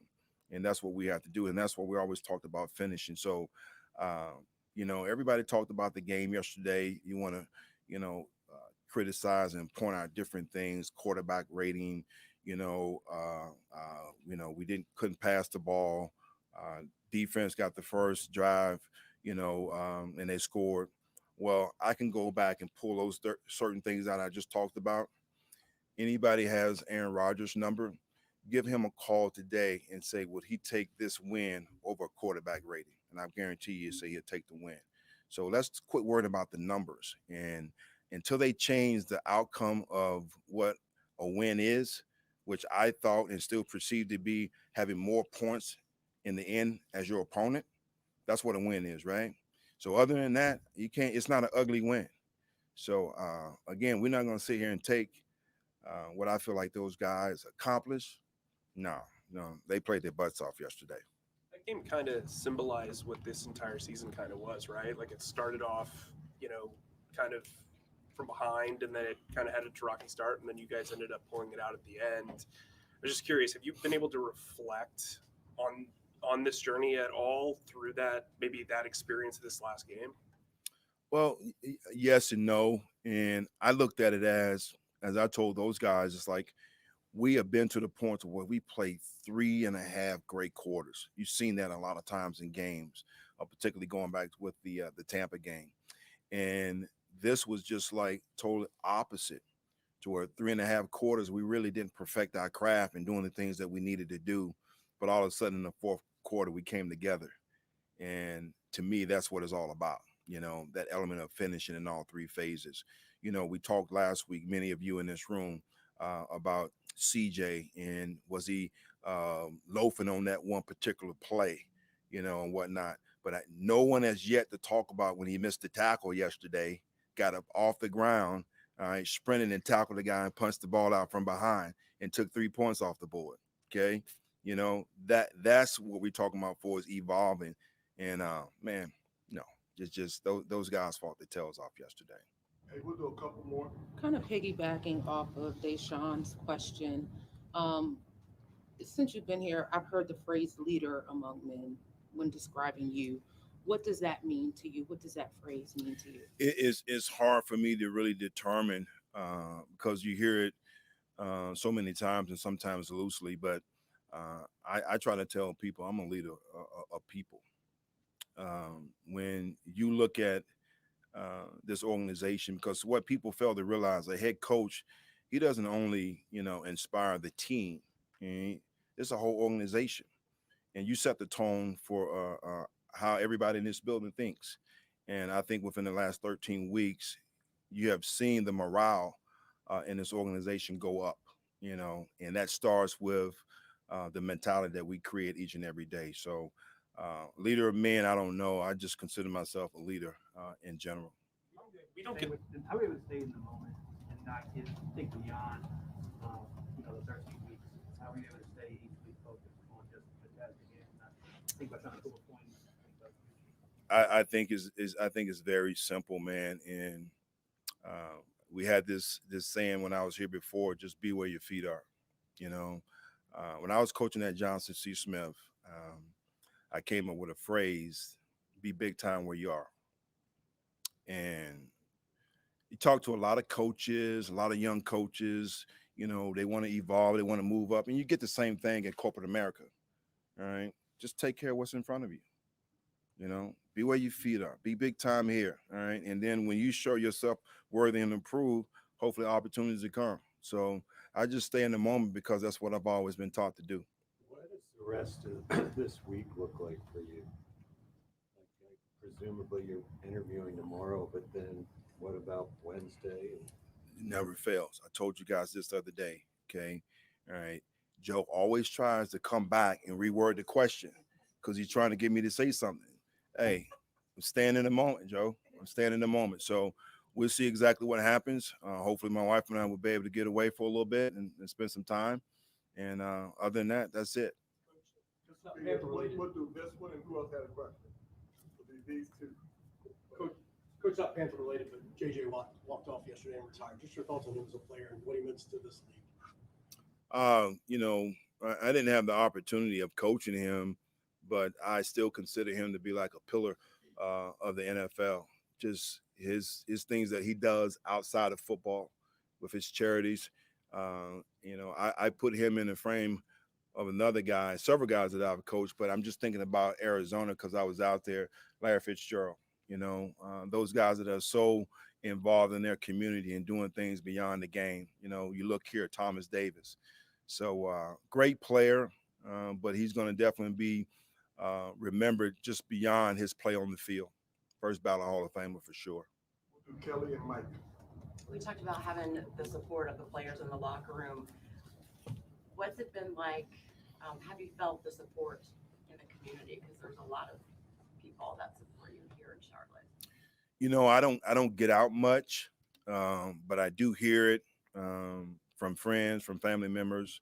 Wife and I did go out the other night, and of course, people come up to the table and express, PSL owners how appreciative they are. So it means a lot. All right.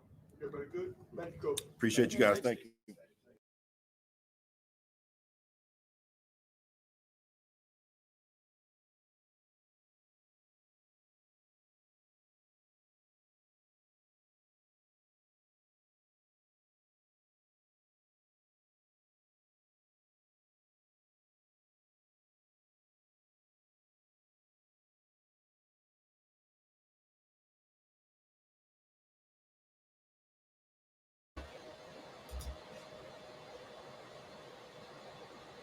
All right, y'all.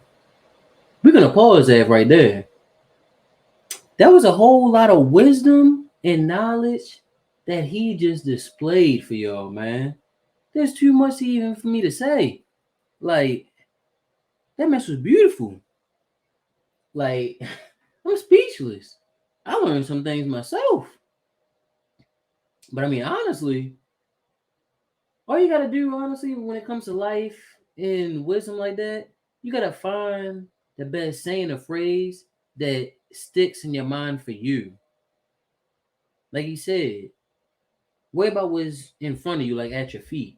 That basically means don't look too far in the future. Don't look at in the past. Just worry about now in the present. And like my saying is, the past now is the past, which leads to the present, and the present is forecasting what could possibly be for the future. That's my little saying, which is pretty much similar to what he just said. But wow, man, that knowledge and that wisdom is ridiculous. And like, I got nothing to go against it what he said at all, as far as like how he changed everything, how the fan base and how the team feels now. It's just incredible, man. That's incredible. Hopefully, that's incredible enough for Tepper. But now, we better listen to Scott Fitterer and let's see what he had to say. And let's see what the GM gonna say now, man.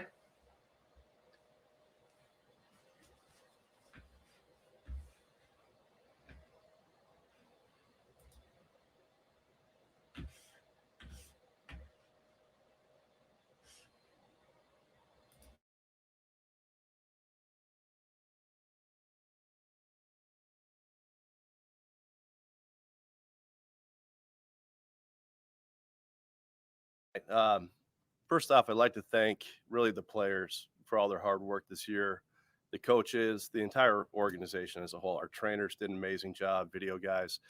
It was a long year. It was a trying year, and they went through a lot, but they never wavered. You know, this is probably one of the most resilient teams I've been around, you know, to go through really a coaching change early in the season. You're 1-4. Things are up in the air. And then to really settle in, that group never gave up. They played hurt, they fought, they battled, they found ways. So really proud of those guys. Again, proud of the coaching staff. You know, we had guys that left during the season and really, you know, took other jobs. And a lot of guys had to pick up,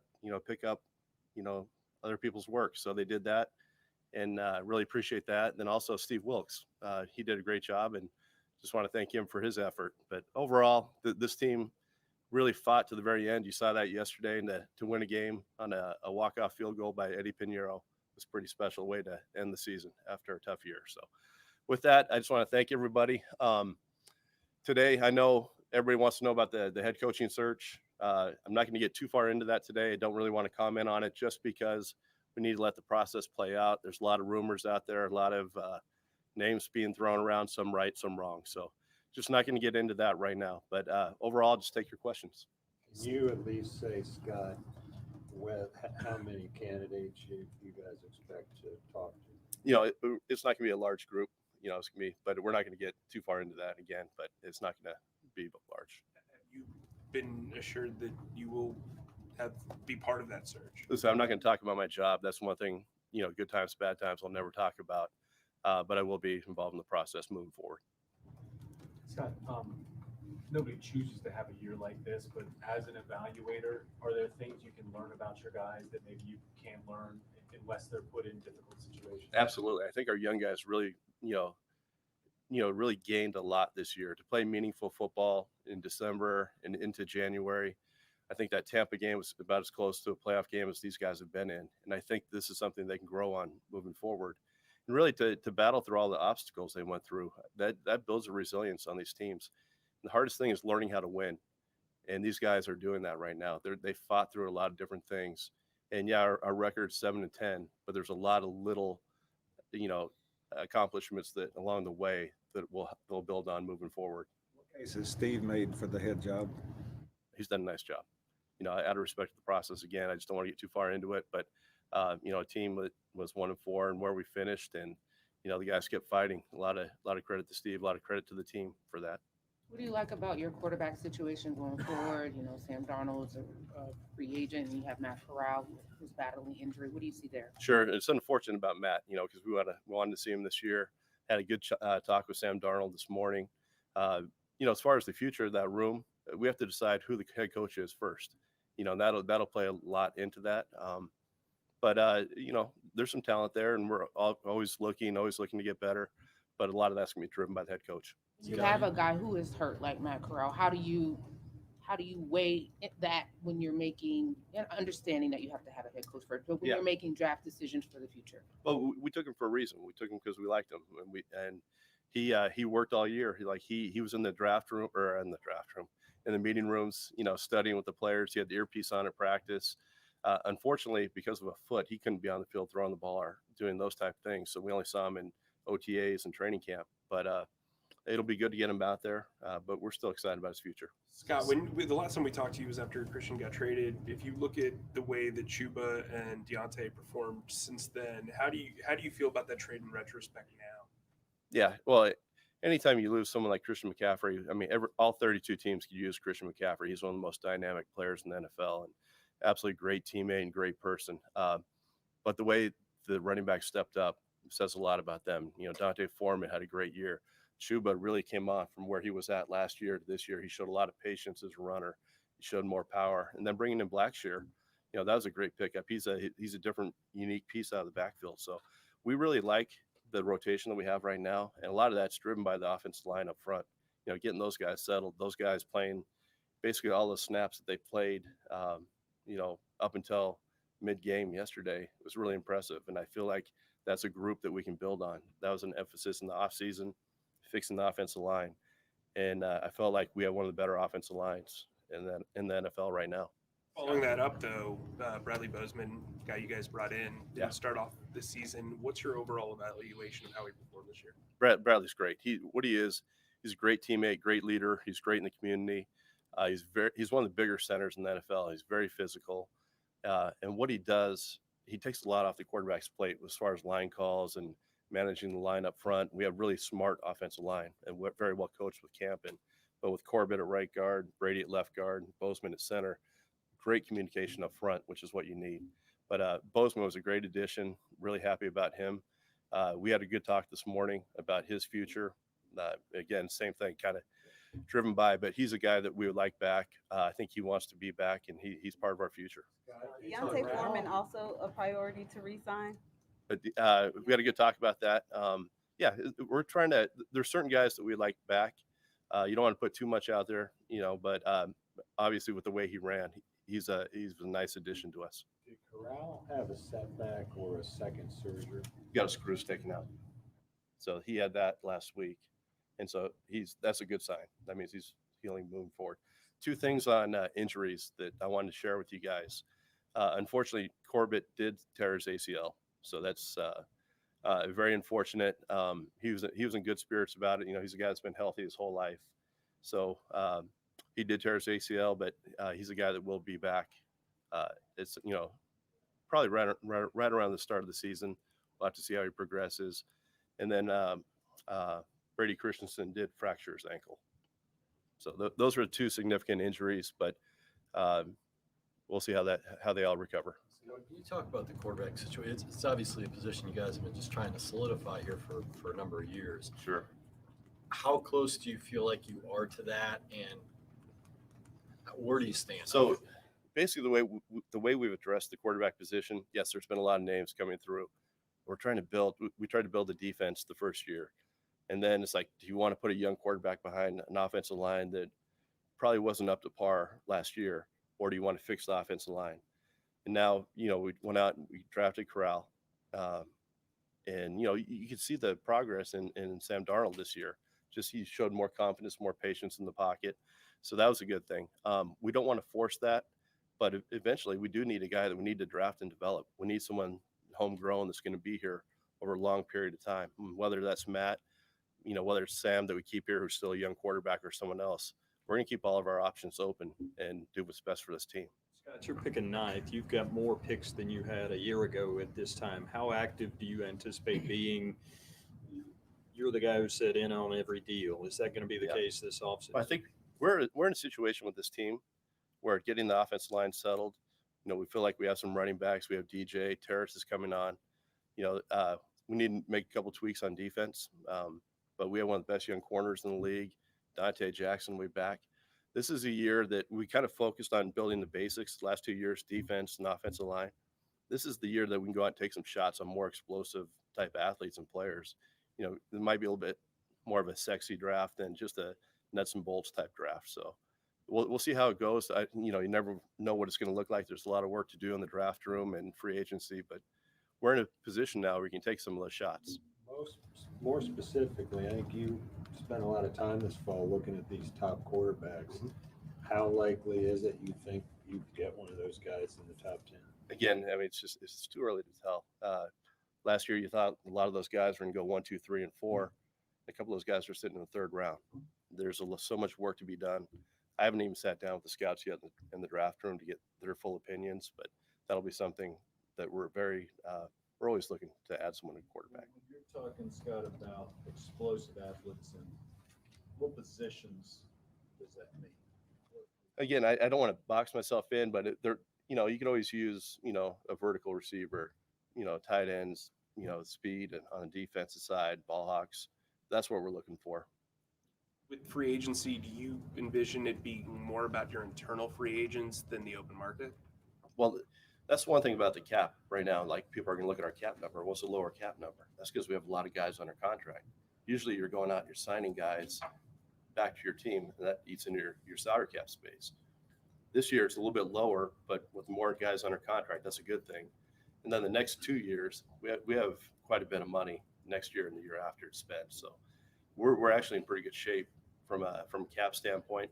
There's always things that we can do to create money, which we'll do, but we'll see how that goes. You brought up Austin and Brady having those pretty significant injuries. Yeah. What did you see from Cade Mays this year, and how do you feel about him potentially playing guard? Yeah, the one thing, to put a big guy like that in the backfield just shows what type of athlete he is, and which was pretty impressive, because it's so hard for a 315-pound guy to adjust on the run like he does. And then yesterday was actually kind of a blessing in disguise, and I hate any injury, and especially to Corbett, who's like an awesome guy. But to see what Cade did when he came in, the movement he got at the line of scrimmage, the physicality he played with, a guy that hasn't taken a lot of reps with that group, and the way he communicated with them, it's a great sign. And so not only is it our front five that, have made it a big jump, it's also the back end guys. And it's guys like Cade Mays. Cam Irving was a great leader for us this year. Like, he was like a great guy in that room. So we're excited about that group. It's unfortunate with the injuries, but Cade is an exciting player moving forward. Sticking with the offensive line, on Friday, Brian Burns said he saw Icky grow up from week 1 to 18. Yeah. Where did you see most of that growth? Can you just describe the year? Well, week 1, he probably had the hardest out the gate, assignments in the NFL, facing Myles Garrett. And anyone's going to struggle. Any rookie, no matter who they're facing, that's a tough call for them. However, his growth throughout the season, his run game was dynamic. But what he did in pass pro, his technique, how that improved, that shows a lot how much he worked on it and just how good James Campen and Kugler are working with them. And you can see those guys on the side working with him. Brian Burns is working with him. So his growth from week 1 to week 17 was outstanding. We're really excited about him. He's everything we thought he was. And sticking with the rookie class in general, at least from the outside, we never talked about or mentioned this group hitting a rookie wall as you guys played meaningful football all the way through the year. What do you attribute to that? I think, it's interesting you say that, because our sports science department, our trainers, our strength staff, it was something they really focused on this year. Last year, I think October, there was like a dip, like a 30% dip in some of their testing numbers. This year it stayed, mid-90s. Even some guys even exceeded 100 of where they were at, a year ago.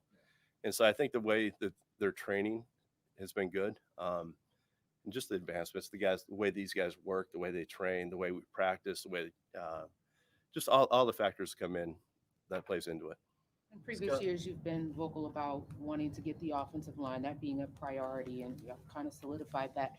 Heading into this offseason, where do you see some of your priorities right now, position-wise? Again, you want to give too much away because other teams watch these things, but you always want a ball hawk on the back end.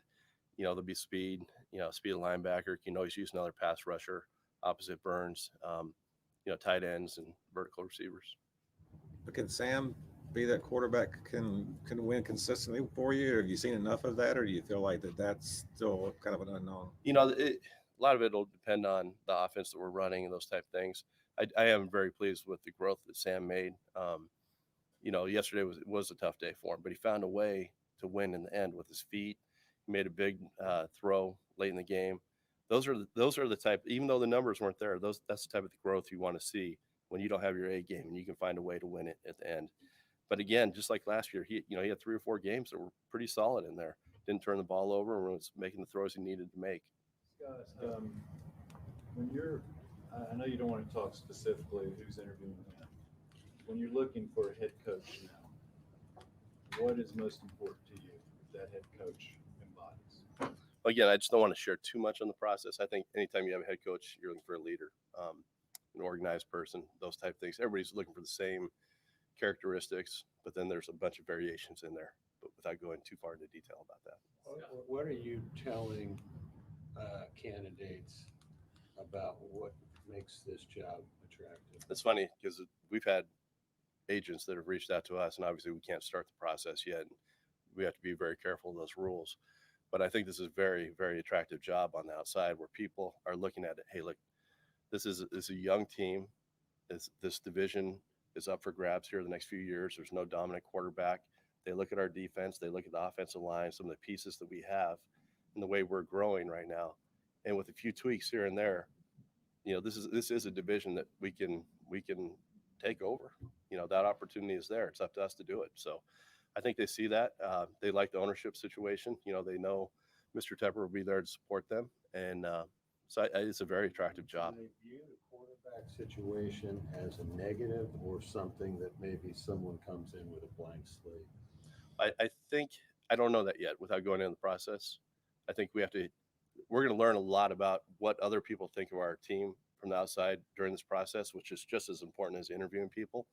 The good thing is, if it is that, we can spend some resources to go get that, because everything else is kind of built around it. And so we've put ourselves in a position to be successful. Scott, we're a ways away from the draft, obviously, but you guys have done a lot of homework on the incoming quarterback class. What is your kind of early impressions of the guys that are going to be available? Yeah, again, there's really talented guys out there like it is every year, but until you really dig into it and sit down with them, I don't know yet because I haven't sat down face to face and looked these guys in the eyes and figured out how do they think. We can see all these guys on tape, but until you really get a feel for the guys in person, the type of presence they have, the leadership, the command, the way they think, the way they process, we don't know yet. But there are exciting guys on tape and from background that our college scouts have done as far as who the people are. But now we have to get to know them. Scott, when you talk about this process and getting the nuts and bolts guys last year, and now you're getting the sexy guys, right? Was that always the plan? I guess I did use that term. but you know what I'm saying, right? Right. You get the important pieces that you can build off of, and then you get the pieces that maybe can take you here. Was that always the plan, and does it feel like you're on the right track and things are kind of going? Yeah, I think people have different philosophies how to build a team. And ours was defense first, offensive line, and then go from there. And so that's we've put ourselves in a position to do that. And I like where we're at right now.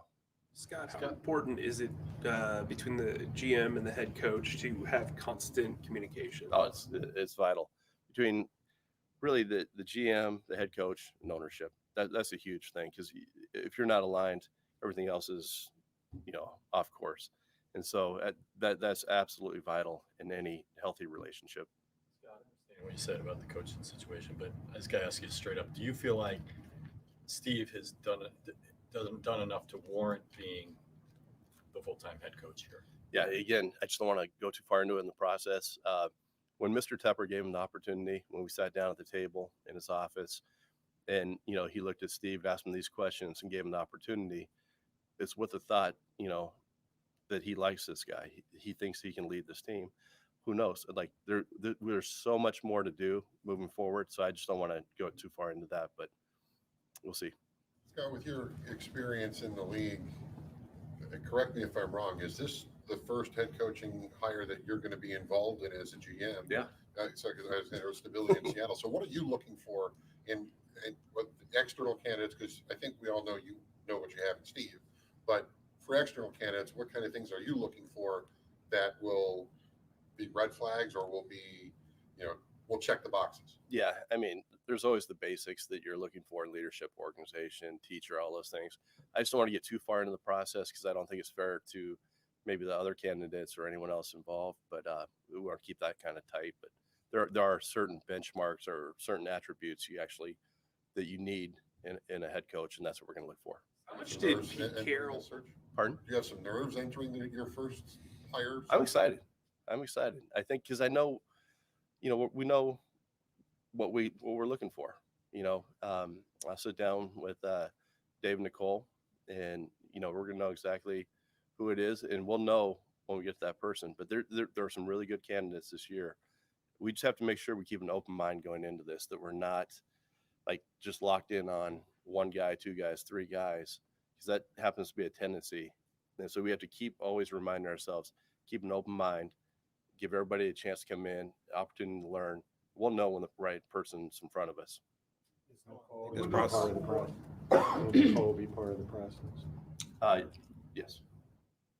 Guys from playoff teams or even, where this could drag out for 3 or 4 weeks that you got your eye on? Yeah, I don't want to put a timetable on it. It's going to start quickly, but then, until we find the right person, whether it's, a week or a month, we don't know.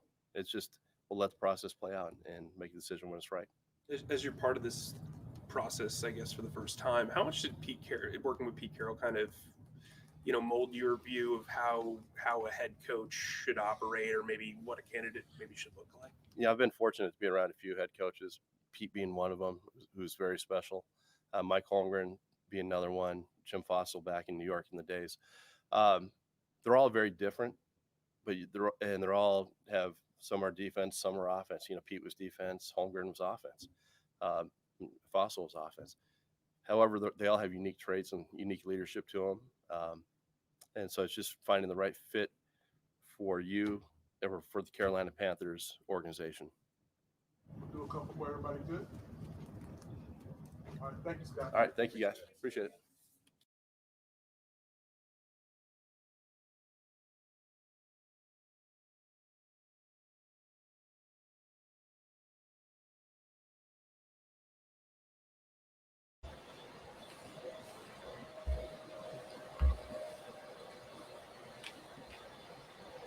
All right, y'all.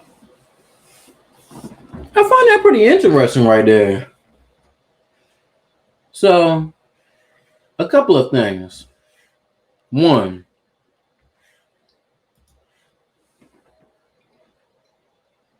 I like how Fitterer always says, I'm not going to get into it too much. Because that means, and you can see the smile on his face. Like, if y'all ain't see these videos, if you're not on YouTube, go watch them. If you're on YouTube, you just see me watch them. I like how he always says that. And he always has a little smirk on his face, not letting you know what's happening. Like a poker face, but with a smirk. I like it. Because you never know what's going to happen. But based on me personally, based on what I was seeing and what I was hearing, I think Steve Wilks is that guy. Based on what I've seen and what I heard, every time he was asked a question about that. Second, he really wants to bring back Foreman and Bozeman. That's another main point that I heard. Third, the fact that he laid out the process of what we've been trying to do the past few years. Build a defense, which we have majority of the pieces. Still need a little bit more, like he said too. So they know what they're talking about, man. Then build the offensive line, which we did. And I remember a lot of people in the beginning of the year was criticizing them. Right, why would we pay Colbert all that money? Da, da, da, da, da. I bet you feel stupid now, don't you? And then wanted to drop the quarterback right in there. And we even seen with Sam how much he's improved. So imagine a rookie back there. And then another main point that he talked about was the fact that this might be a little flashy, sexy draft. Meaning that there might be a lot of trades happening. Because he talked about, we got the pieces. We just need a little tweaks here and there that we need to trade up and do little stuff. Like, he didn't actually say trade up, but that's what I feel like that sexy, fancy draft is actually saying. I love it, man. I can't wait for it. I get to make content. I get to react to this stuff. I love it. But I agree, man. And another key thing that he talked about also was about the people that we need on defense. He said we need a linebacker that can cover, and that's pretty athletic. I've been saying that for the longest on Twitter. Follow me on Twitter. Follow me on Twitter. That's why I be telling you all this knowledgeable stuff. If I don't put this on the video because it ain't long enough. Follow me on Twitter as you see below. Follow that. Then he talked about we need another edge rusher opposite of Burns. I know the fan base been saying this since the beginning of the season, even before the season started. You see, they know. They even talked about a tight end and some other wide receivers, which I know a lot of y'all love too. Then he talked about a ball hawk. So is that another safety? Is that another corner? That's what we want, man. That's what we want, right? Right? Bruh. It's an exciting time to be a fan of this team right now, man. But like people who know me and follow me on Twitter, I'm always going to be a fan, no matter what's going on. And I'm always going to be at the games. You can find me at the games, man. If you're at the games, let me know. I'm always going to be there. Always. But now, let's get into the season review now, man. Time to stop playing games. Let's get into the season review right quick. All right. So, back to his pitches. Now let's get right into it. Matt Rhule versus Steve Wilks. Now, I know there's some people out there who say, we shouldn't be comparing to Matt Rhule because he ain't even no coach. Listen, I'm going to say this now. And I said this before already on my Twitter page. I don't watch college football. So I didn't know nothing about Matt Rhule when we hired him a couple of years ago. I didn't know nothing about him. He sounded like a good guy that could speak really well. As people always say, used car salesman. That's pretty much what he did. Can't blame him for taking the bag from us, but I really didn't know much about him, man. So, and I'm always an open-minded guy. I'm always open to new things. You feel me? But as you see right here on Twitter, I said on Twitter. My bad. On YouTube. Here we go. First time ever. Don't get mad at me. As you see right here on YouTube, and as you'll be hearing on the podcast if you're listening, Matt Rhule was fired after week 5 against the San Francisco 49ers. That was a red-out game, man. It was hella red in that stadium. Now, granted, yes, the 49ers travel very well, but I don't care. I don't care. No excuses. His record after 2.5 years was 16-39. Ugh. Disgusting. Couldn't even win more than 5 games.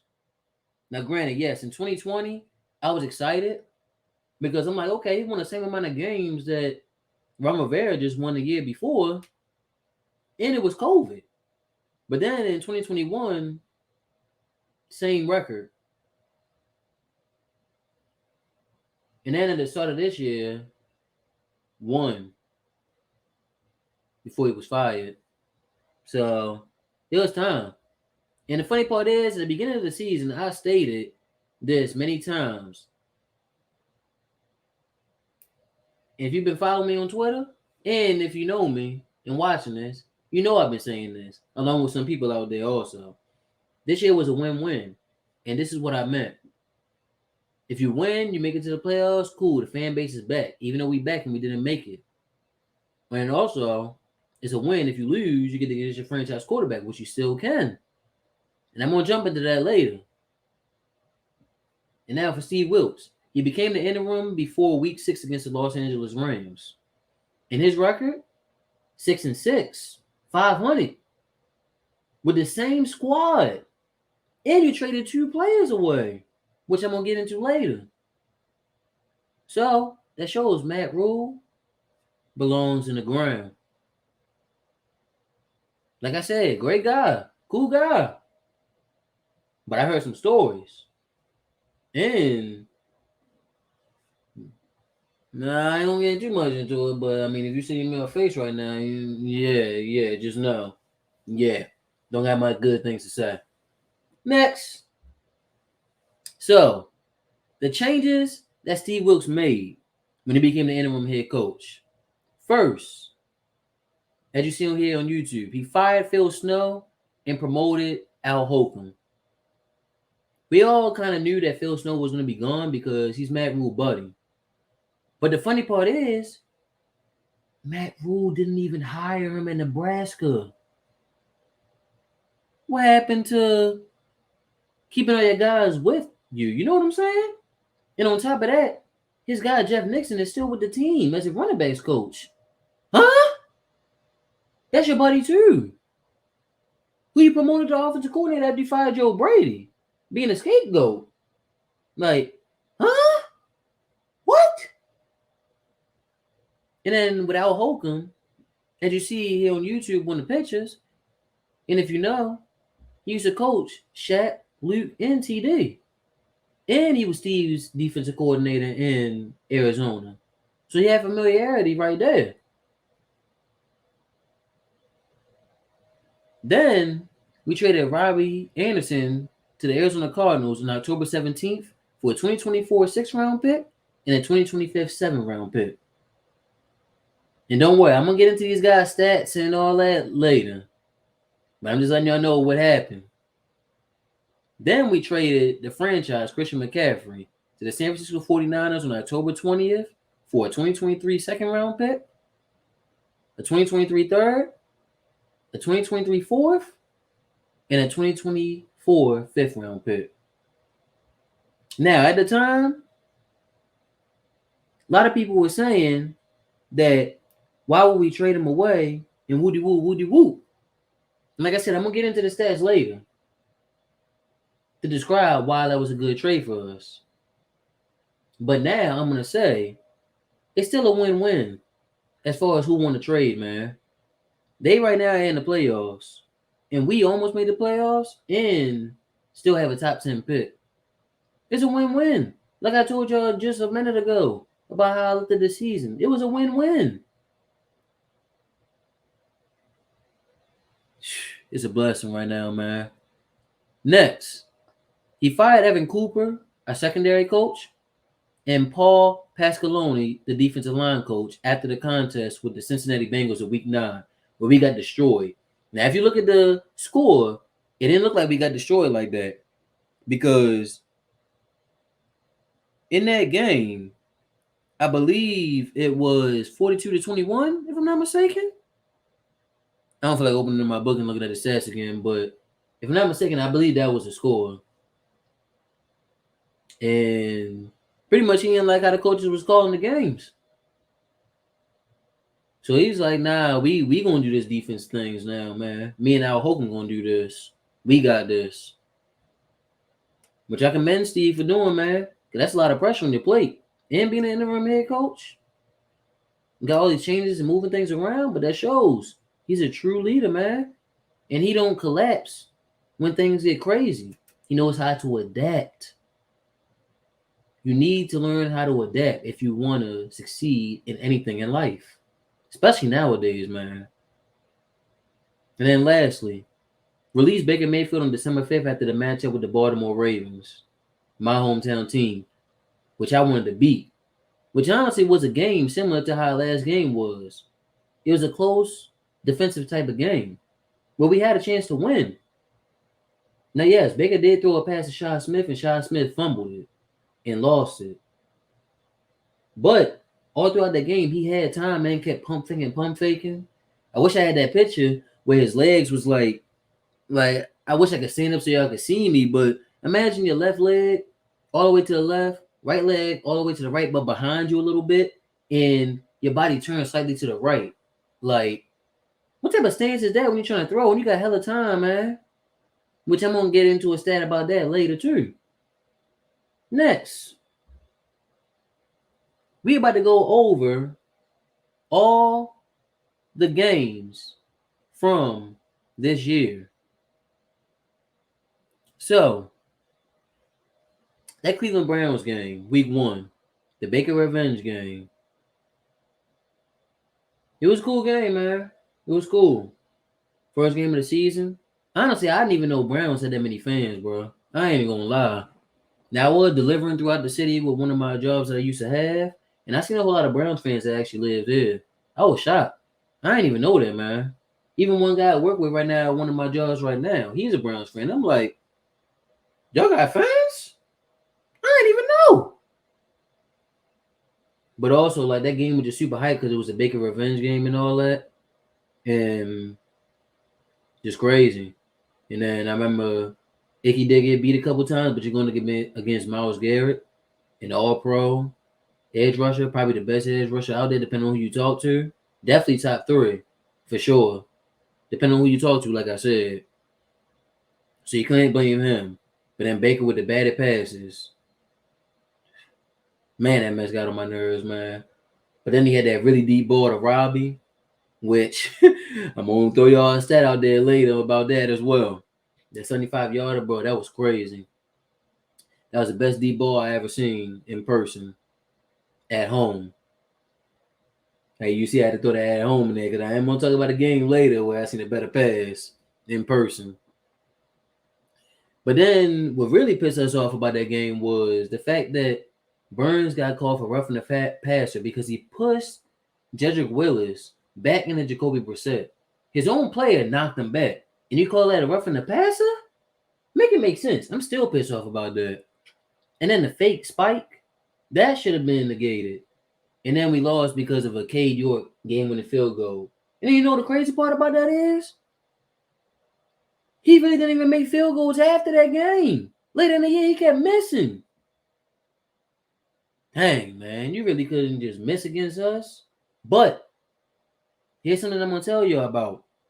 And this is also a reason why I believe in everything happens for a reason. Think about this. If we would have won a lot of these games that I'm about to go over on this list, you got to think, Matt Rhule probably wouldn't have been fired by that time that he was fired. So you got to pick and choose which one you're going to be cool with. You know what I'm saying, man? That's why I roll by everything happens for a reason, because whatever happens, I'm going to roll with it. I don't control life. God does. Next game, we played the New York Giants. Shout out to them. They made a coaching change after 1 year following firing their coach, which a lot of people would tell you that we should have done with Matt Rhule after 1 year, after 2 years. I mean, after last season, before the season even started. Because look at them. They in the playoffs now. They looking good. But they in a tricky situation too.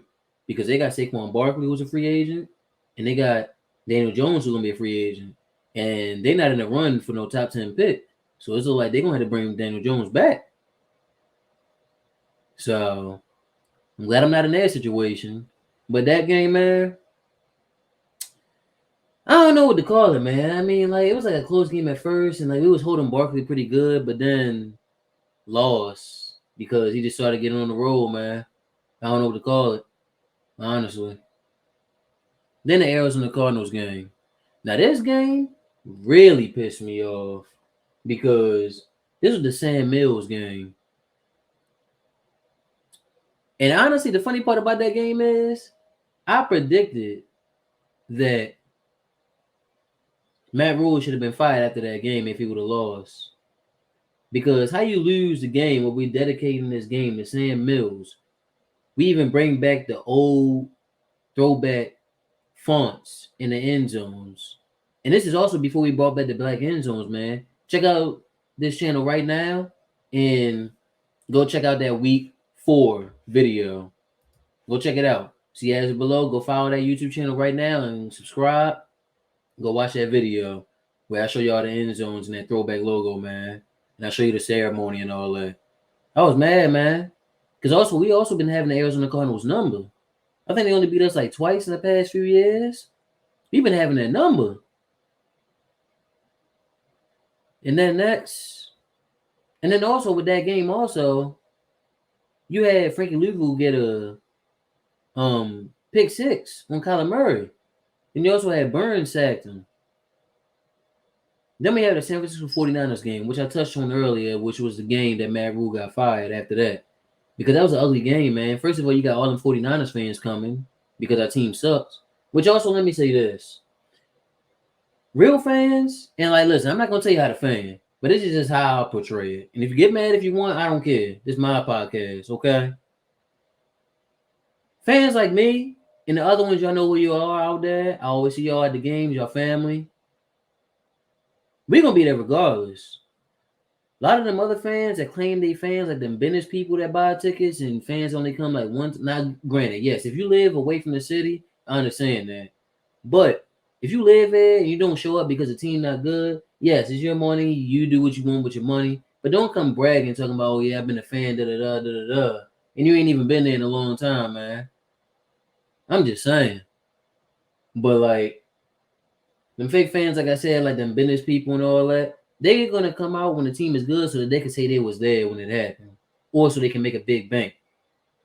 Because, like, I remember my fellow guy who sits in my section right in front of me, he told me that back in 2015, the last time we made it really, really big in the playoffs like that, that NFC championship game against the Cardinals, he could have sold his PSL tickets for $15,000.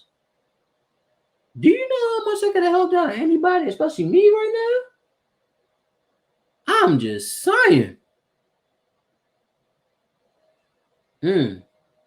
But then the fact that how we lost the game, and it's crazy because JC had locked up Deebo Samuel in that 49ers game too. That's the other crazy part about it. But just couldn't pull it through, man. And then the LA Rams game. Steve Wilks' first game as head coach. Now, I'm not going to discredit Steve Wilks really for this game because it's the first game in, and you can tell what type of game plan we was going to have. We were just going to hand the ball off to Christian so that we can get him as many yards as possible. And then also we had Jacob Eason come in there, and we had PJ, and we were just running the ball. And I believe this is still when he had Aaron Donald, if I'm not mistaken, and still when Matthew Stafford was healthy, and Cooper Kupp. And that's when Dante had a pick 6. And what's it called? But we just lost the game, man.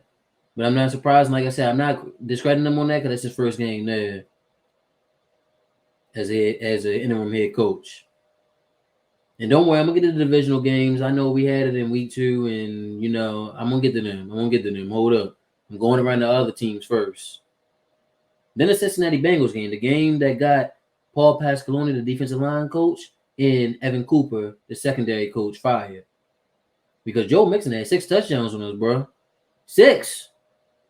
Now, I'm not saying Joe Mixon is no scrub, but look what he did on any other team, though, man. Hence why we just went over Scott Fitterer's interview. We need some defensive line help with Burns and Brown. We need some help. And some linebacker help. We need some help. And also, it's crazy because Jamar Chase was out of that game, too. But like I talked about earlier, man, even with the Hornets, man, like I told you, it can convert to any sport. What separates a good from a great player and a great team from a good team is being able to adapt and win in multiple different ways, which I'm going to get into later about my team also.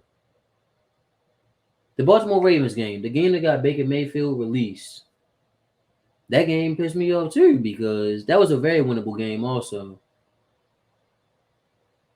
Like, we had them to 13, and at first it was a really, really good game. JC had his first sack. It was a good game, man. Just a couple of mistakes. A fumble loss here by Shaw Smith. Baker not being comfortable in the pocket and being scared. And oh, scared. But yeah, man. Crazy. Then the Denver Broncos game.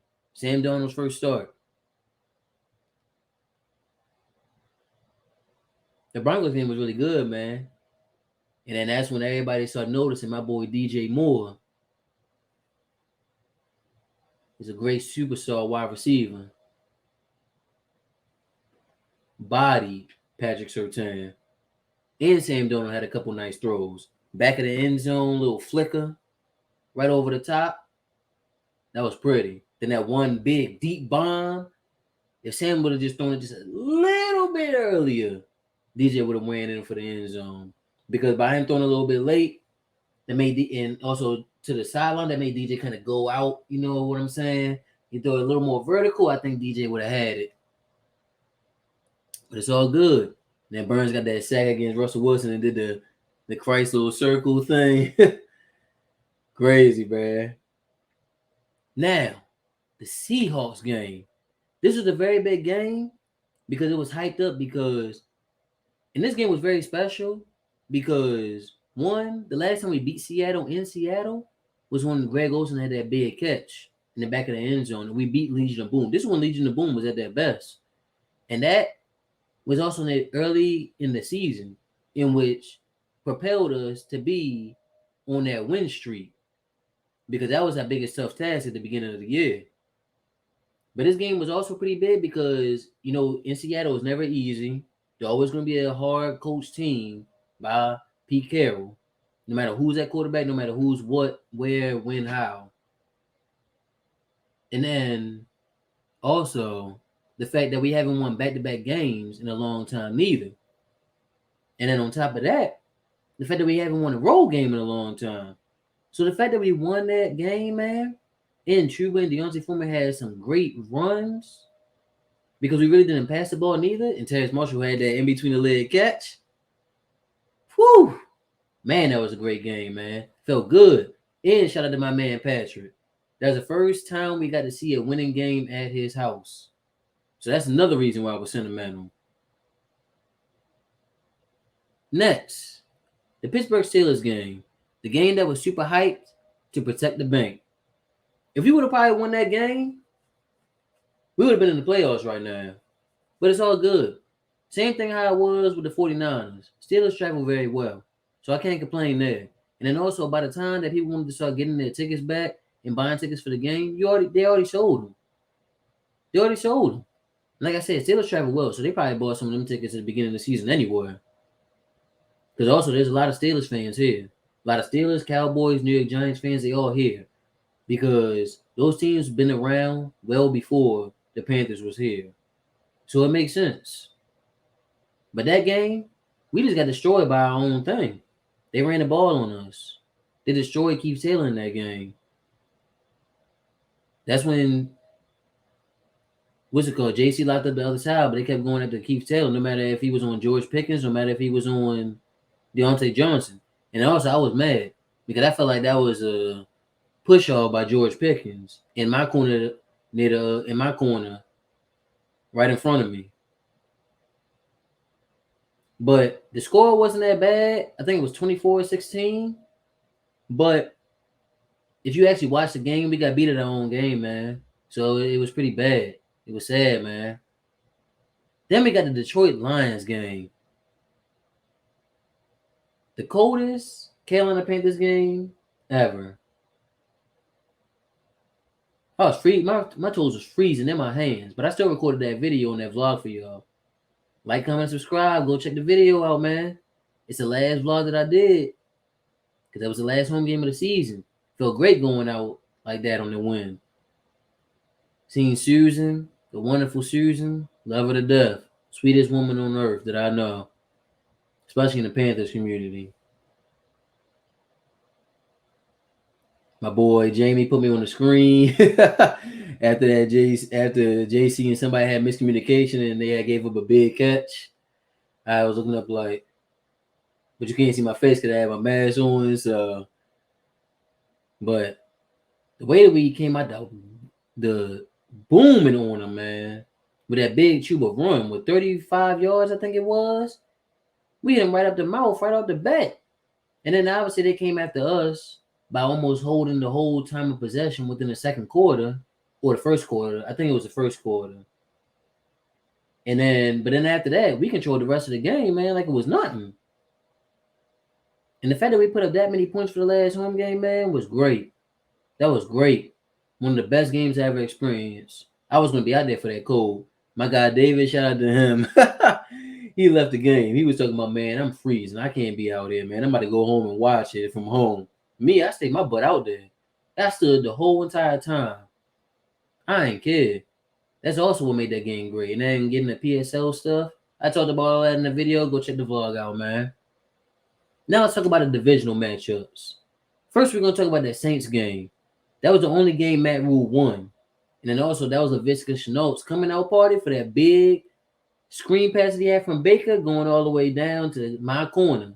Shout out to my sister Sierra and my brother Ant. They were down in my section in the front. That was a great game, man. Great game. Great game. It was fun. JC had that pick at the end.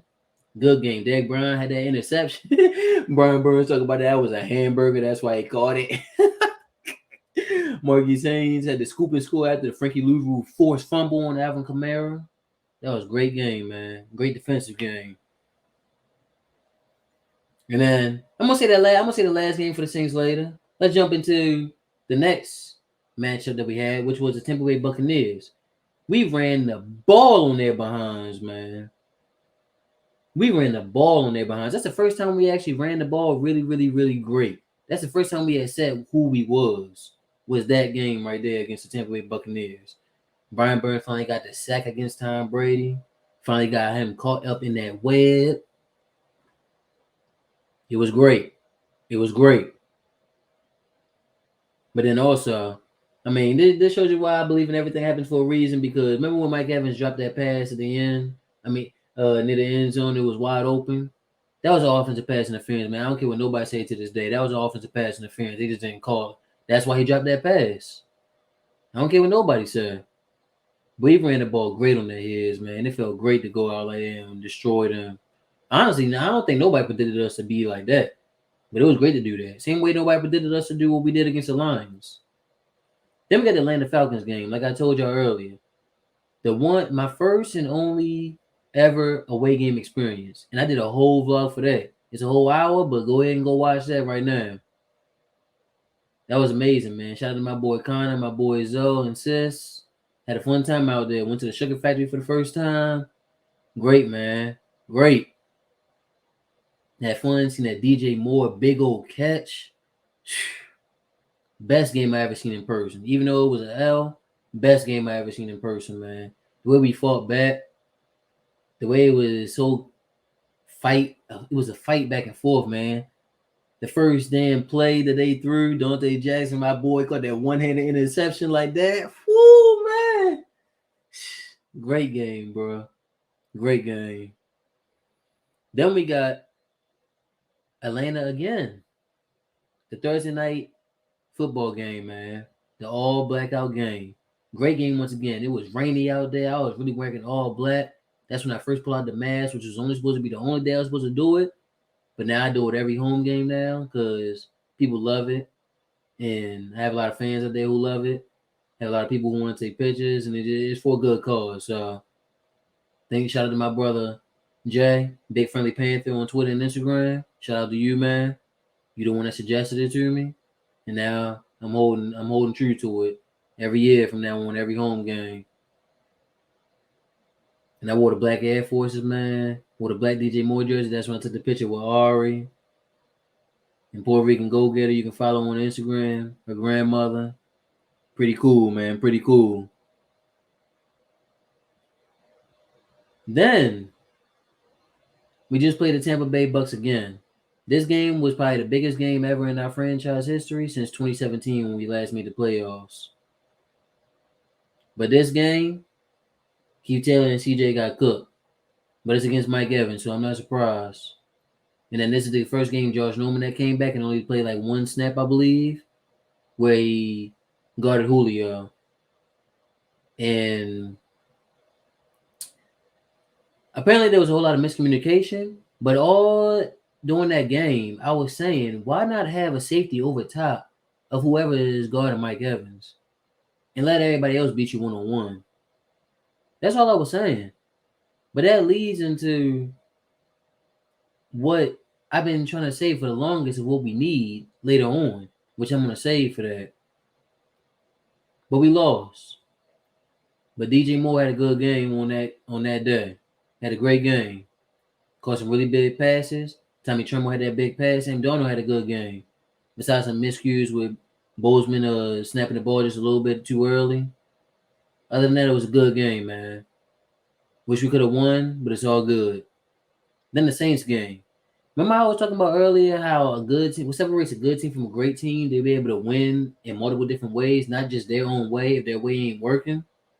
You know how we a run first team and we a power run team now, right? That's our identity. We won the game by running, but we also made some big passes, and then also it was an ugly game. Now, remember, we just watched Steve Wilks what he said. And I agree to an extent that a win is a win and call Aaron Rodgers up because he would have won this to get in the playoffs. Yes, for sure. But it was an ugly win. But I get what he's trying to say. A win is a win. Yes. But it was an ugly win as far as it wasn't the prettiest game. Like, it was a lot of not good plays. Like, DJ Moore could have probably had his 1,000-yard season streak. His streak continued. One of the passes, Donald just overthrew him just by a little bit, where he beat Matthew. Then another one where he threw it in the middle. If he would have tossed it up just a little bit, probably would have got him. But Matthew was right there for the interception. And then there was another one where DJ had the guy beat, but Sam went and threw it, and the guy came out to pick it off. And those were his only 2 interceptions that game. But then Sam, then also keep in mind also, a couple of our offensive linemen went down that game too. Corbett, our right guard, and Christensen, our left guard. Both of them went down that game also. Keep that in mind. So you had Cade Mays and Michael Jordan come in. They scored on us pretty easily the first drive.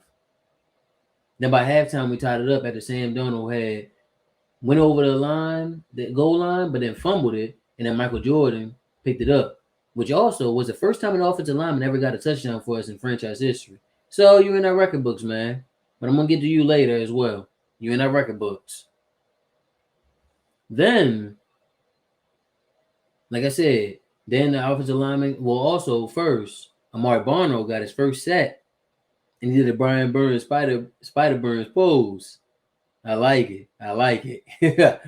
And then, because it's also pretty funny because Burns had talked about in his last interview that he had that I forgot who asked the question, but somebody was like Spider Barno, like making the same nickname as him for Spider Burns, like that's your mini me almost. And it's actually pretty funny that he pulled it out and did that, man, and had a great sack. Because also that's what gave us the ball back.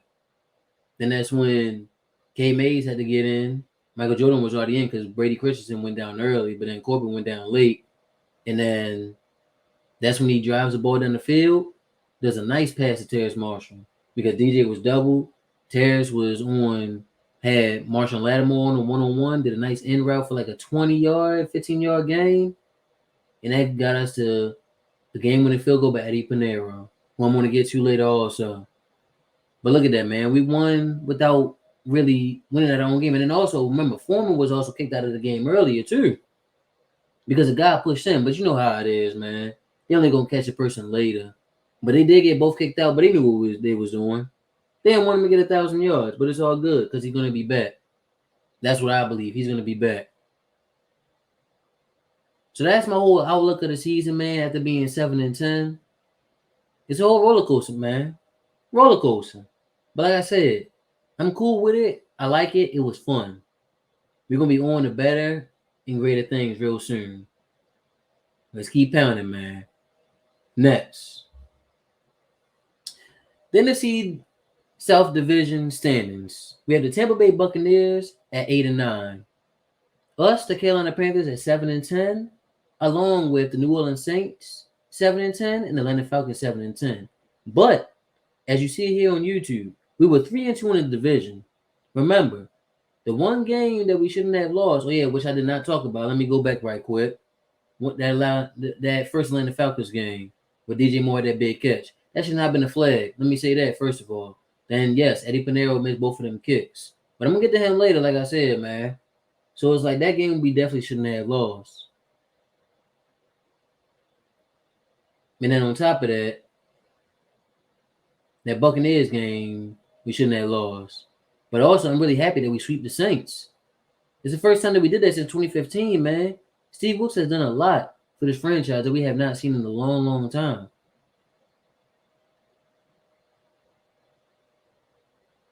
Crazy. We should have swept the Falcons too. We honestly could have swept the whole division, which leads me to this division is up for grabs. Honestly, we have the best roster out of all the rosters on here. In my opinion, I'm not being biased. The Tampa Bay Buccaneers are old. They old. Then on top of that, they already lost a lot of their people to retirement or injury. Us, we're young. We just need a quarterback and some pieces and a coach, and be straight. And the offensive coordinator. Let me say that. The Saints, they be injured. And they don't have no top pick for a while. And on top of that, they only got a couple wide receivers. And Alvin Kamara. And Cam Jordan getting old. Demario Davis getting old. Some of the guys getting old. Also. And then a lot of Falcons. They need a lot of pieces on their teams. But they have a lot of money this year. But don't worry, Panthers fans. Like how you just heard with Scott Fitterer. We're going to be having hella money in the next couple years. So, as you see here on YouTube, and as you're listening, records every year since the last time we were relevant in 2017. 2017, we lost in the wild card round because some of our wide receivers couldn't catch, and the lights was too big for them. That was a year that we had that agency of wide receivers. I'm not about to name all of them. Y'all know who they are. I'm not about to name all of them. Y'all know who they are. But we was 11-5. That was Christian McCaffrey and Taylor Moton's rookie year, and Curtis Samuel. Then in 2018 was DJ Moore and Dante Jackson's rookie year, where we went 7-9. The year of the All or Nothing series, where we actually had something cooking. But then after TJ Watt hit Cam Newton in the shoulder, which we all know and hate, that's when everything started going downhill. So who knows what could have happened, man? Who knows what could have happened? But honestly, that was the last year that we were really, really relevant. Because in case y'all football fans out there don't know, they make the schedule based on what you did the previous year. So that was the last year we had a Monday night football game. Every year we've been having a Thursday night football game, but not no Monday night, Sunday night. You know what I'm saying? We ain't been having that. And I want that again. Because that means that people think that you are really a contender and that you can really do something. You know what I'm saying? Who don't want to feel like their team can do something on prime time? Then 2019, Matt Rhule's first year, COVID year, 5-11. I mean, my bad. That's Ron Rivera's year, last year there, 5-11. He got fired. Because Tepper was like, all right, everything going downhill. Now, granted, yes, it was on the weight of Cam Newton's shoulders. So I understand that. And now, let me say this. And I've put it out there to certain people. And like I said, Panther fans can get mad at me all they want. And I don't care. It's my podcast. You mad? I don't care. Say what you want to say. But eventually, we was going to have to move on from Cam Newton, y'all. That's what I want y'all to know. Eventually, it was going to have to happen. Yes, I know y'all don't like it the way that it happened, but eventually it was going to happen. Because I'm going to put my business hat on, and I'm going to have my fan hat on. The fan hat on is saying, like, yes, you should have kept him for that last year because $20 million was cheap for a quarterback at the time. But with your business hat on, you got to think. Tepper got a team in 2018. All them years that he had the team with Cam, what was the reason why we never made the playoffs? Because Cam's shoulder wasn't healthy enough, and then he got a foot injury. So all because of him was the reason why we wasn't able to make it to the playoffs or do anything, because the quarterback was always hurt. And that's just the honest truth. I'm being honest. I'm not being critical of Cam or nothing, because obviously he's the greatest Panther in our history. Depending on who you talk to, but yeah, you know what I'm basically saying. But yeah, man. And I understand that that's why a lot of y'all had a bad rap with Matt Rhule in the beginning, because how he lied and said he wanted to have him, but then yeah. And then Matt Rhule's first year, like I said, 2020 and 5-11. Same record as Ron Rivera as you see as the previous year.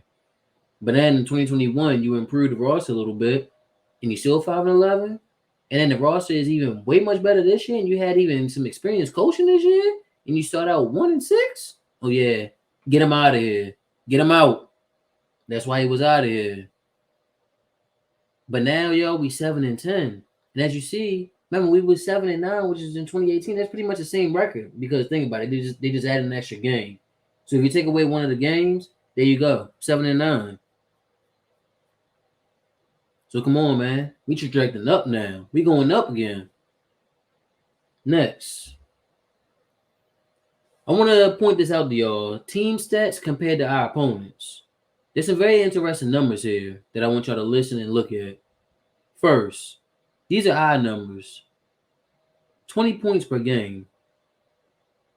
Which, I mean, and also you got to take into consideration that most of these numbers also had Matt Rhule as a coach also, so not everything is totally on Steve Wilks.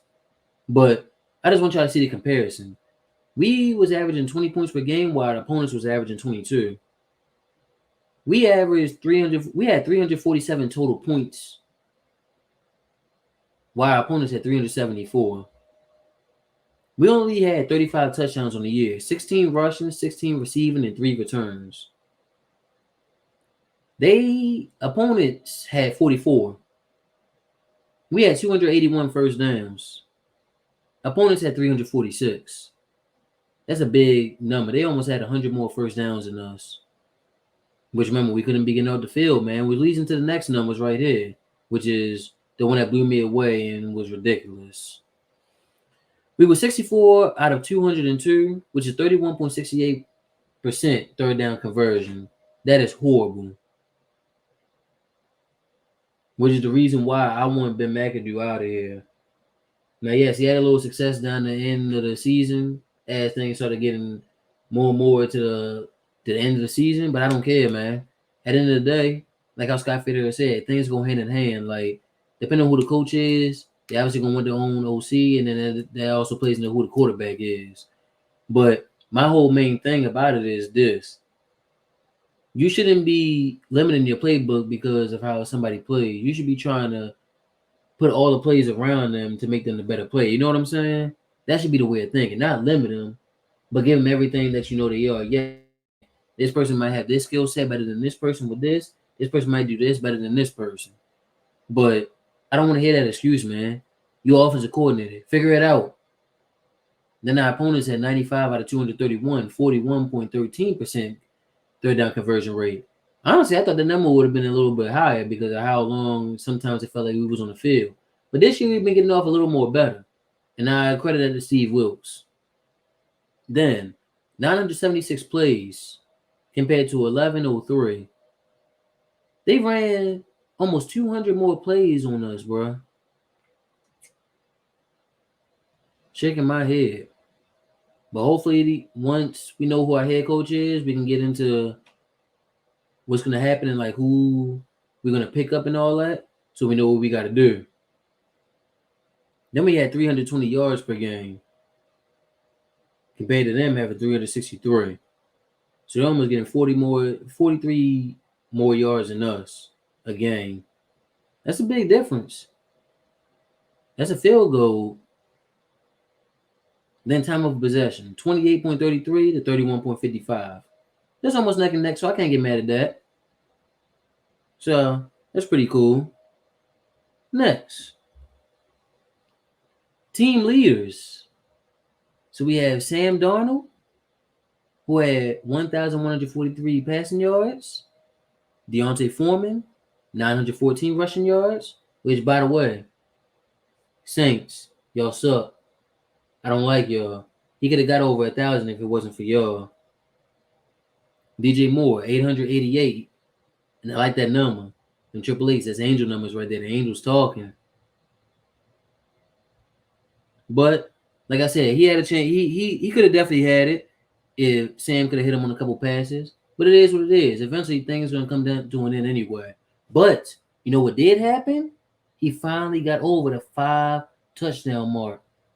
No, 4 touchdown mark. My bad. He finally got over having more than 4 touchdowns. He got 7. What does that show you? Get him a quarterback behind that offensive line, he's going to turn into that dynamic wide receiver that we always thought he could be from the beginning. Then we got Shaq Thompson with 128 tackles. I believe this is 5th season in a row having over 100 tackles. So shout out to you, Shaq.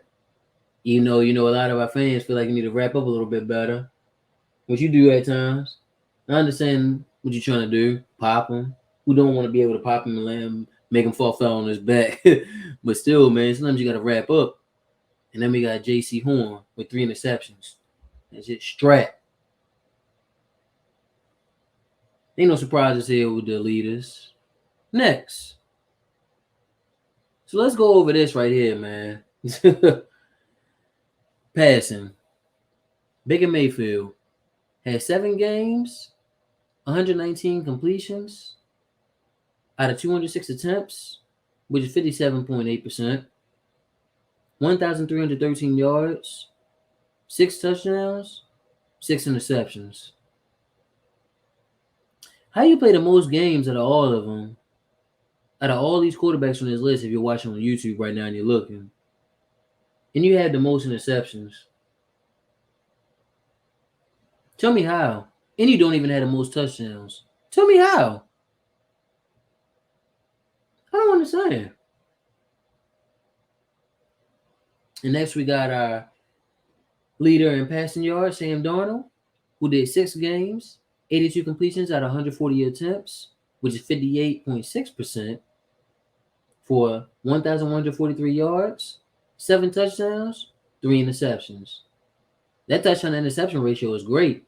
We all thought, including myself, even though I'm always a positive guy, that he would have been having a stat more like how Baker's touchdown interception ratio was with us. But he definitely learned some things by being on the sideline and then also being behind the offensive line, man. So, shout out to the offensive line. Proud of y'all.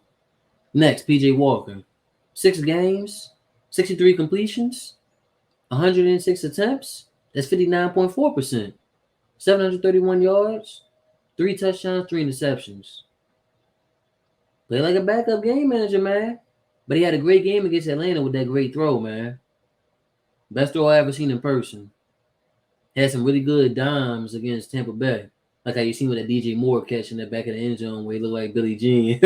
Shout out to the Panthers social team for saying that. I remember when they posted that. That was funny. Then we have Jacob Eason. Now, y'all probably like, why are you including him? Because this is to show y'all the quarterback carousel that we've been having for the past few years. Not just this year, but the past few years, man. He did 1 game, which was against the Los Angeles Rams at the end of the game. 3 completions, 5 attempts, 60% completion, only 59 yards, but 1 interception. Hopefully we finally get this quarterback situation fixed, man. We need it. We need it. Next. We got rushing. Deontay Foreman. 203 attempts for 914 yards. He had 8 big runs of 20-plus yards and 5 touchdowns. By the way, he only did that in 7 games. Because remember, when Rhule was here, he was not playing them. Remember that. That's why you're in the ground. Remember that. Chuba Hubbard, who a lot of people criticized that he should have been cut after Rhule was fired. He turned it around, y'all, and showed y'all, like, yeah, I know what I'm doing. And I belong here. 95 attempts for 466 yards, 3 big runs, and 2 touchdowns. Then we had even Sam Darnold, which Steve Wilks been preaching for the longest, so use your legs. 26 attempts for 106 yards, 1 big run, and 2 touchdowns. Now, I know what y'all wondering. Don't worry. I'm going to get to it in a couple seconds. Don't worry. Raheem Blackshear. 23 attempts, 77 yards, 3 touchdowns. Then we even have a couple of our wide receivers get in there. Laviska Shenault Jr., 9 attempts, 65 yards. One big run, one touchdown. Then we had DJ Moore for 10 attempts and 53 yards. Once again, y'all, shout out to the offensive line. You see that guy right there in that picture? Do whatever it takes to keep that man in Carolina until he decides he doesn't want to coach anymore.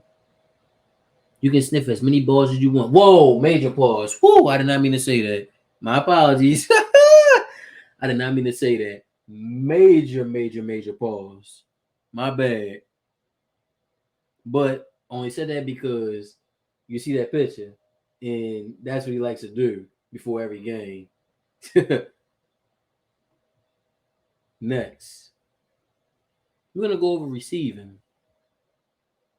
DJ Moore, 63 catches, 118 yards, 888 yards, 7 touchdowns. Like I said, finally go over the 4 touchdown mark, man. That's a career high for him now. 17 big plays of 20 plus yards, 178 yards yet. Terrence Marshall Jr., another guy that proved that Matt Rhule sucked. 28 catches, 47 targets for 490 yards, 1 touchdown, 10 big plays, 2 fumbles, although we did not lose him. 132 yet. After Matt Rhule was gone, man, he emerged as the number 2 wide receiver, which we all believed he should have been when we first drafted him. But it's like after like the first game that I recall, it's like they started going away from him, like never throwing him the ball ever again. I don't know why.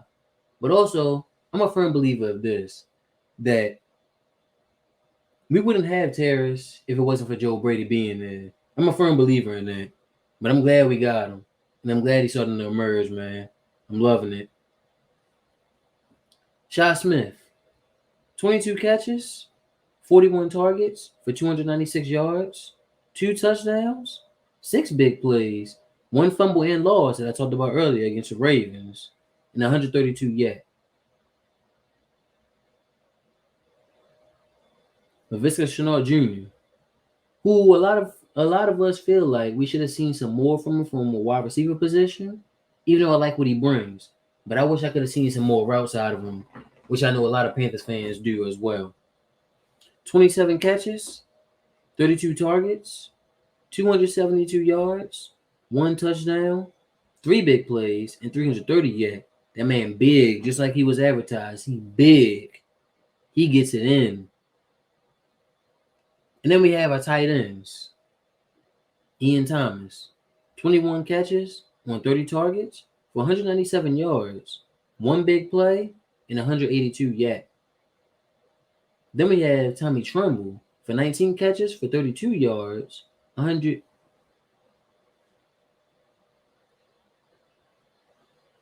I messed it up, but it's okay. It's my first time doing this. I messed it up. I meant to put 32 targets for 174 yards for 3 touchdowns, 1 big play, and 62 yet. Now, let me pause right here for a second. Now, y'all just heard them numbers, and y'all can see on YouTube right now between Ian Thomas and Tommy Tremble. It's sad that the guy who's supposed to be a blocking tight end got more yards than the guy who's supposed to be known as a blocking tight end, but can develop in the passing game a little bit and has shown some flashes, but is not a complete tight end number 1 yet. Maybe down the road one day he can become that, or even a really, really good tight end number 2. But also, if you do take away that 1 big play that Ian Thomas had against Cleveland Browns in the beginning, where he should have scored that touchdown, but was running out of breath, Tommy Tremble would have more yards. But also the fact that Ian Thomas has more yak, but also Ian doesn't get put on a lot of routes deep. He gets put on a lot of them screens and a lot of them quick passes. So it makes sense. Then we have Chuba Hubbard, y'all, who a lot of us felt like didn't have no hands after last year. 14 catches, 17 targets, 171 yards, 2 big plays. They have a fumble, but didn't lose it. And 166 yet. That's one of the reasons why I'm not that upset about Christian being gone, because of how Chuba Hubbard has stepped up after he was gone. Then we have Giovanni Ricci, who, as you've seen, we brought back. 8 catches for 9 targets, 100 yards, 1 big play, 58 yet. He caught a really big pass for us against the Saints yesterday. If it wasn't for that, we wouldn't have probably won. Caught a really big catch. I didn't even know he was in the game. And I remember at first he was doing full. He was fullback. He's like a fullback / tight end for us. I'm glad we brought him back. Then we have Raheem Blackshear, our 3rd string running back. 10 catches for 12 targets, 93 yards, 1 big play, 105 yet. He's like a LaVisca Chenault Jr. and mini Christian McCaffrey. Can do it both, run and catch. And honestly, that's what I'm loving out of all my running backs, man. They can all do everything. Not as dynamic as Christian, but can do it. Which I'm going to get into that later also. Steven Sullivan, 2 catches, 6 targets, 46 yards, 1 big play, 21 yet. But also, let me say this. A lot of them targets was either non-catchable or got penalties on them. So don't be looking at it like, oh, yeah, he can't catch. He can't do that. He also plays on special teams. I'm glad we brought him back also. And then we got Deontay Foreman, man. 5 catches, 9 targets, 26 yards, 1 big play, 27 yet. Like I said, our running backs can do what Christian is doing, which shows why we are fine without him. And like I said earlier, why it was okay to ship him off. Because also, if you look at teams like the Eagles, who have a top 10 pick because they traded away players before they was not going to have no type of value, they did the right thing. And they building a team around Hurts before they got to pay Hurts. That's how you're supposed to do it, which is what I'm hoping that we're going to start doing in this offseason. That's what you're supposed to do.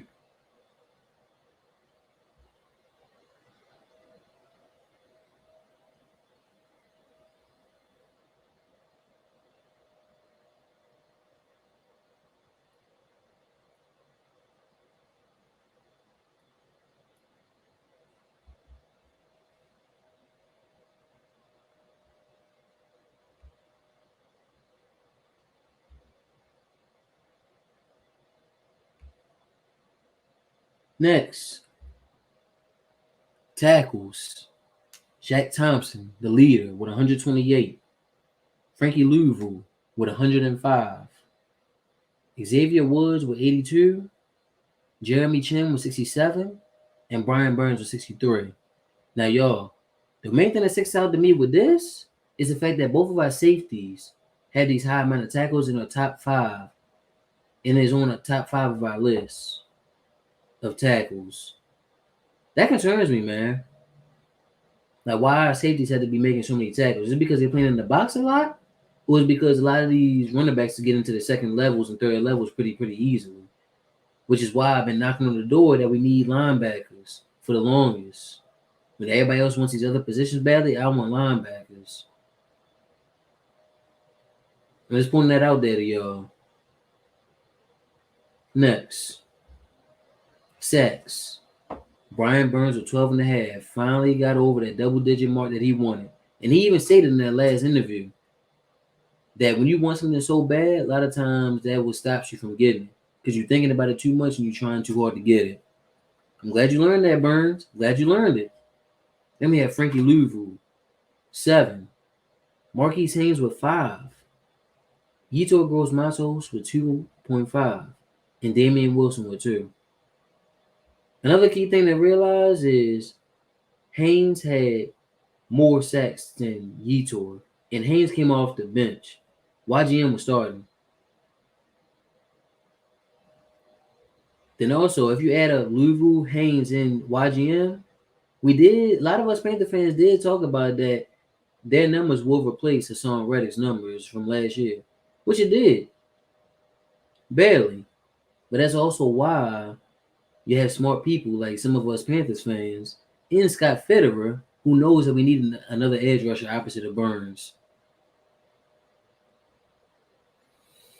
Man, this match got me excited. Next, tackles for loss. Burns and Louisville both had 17.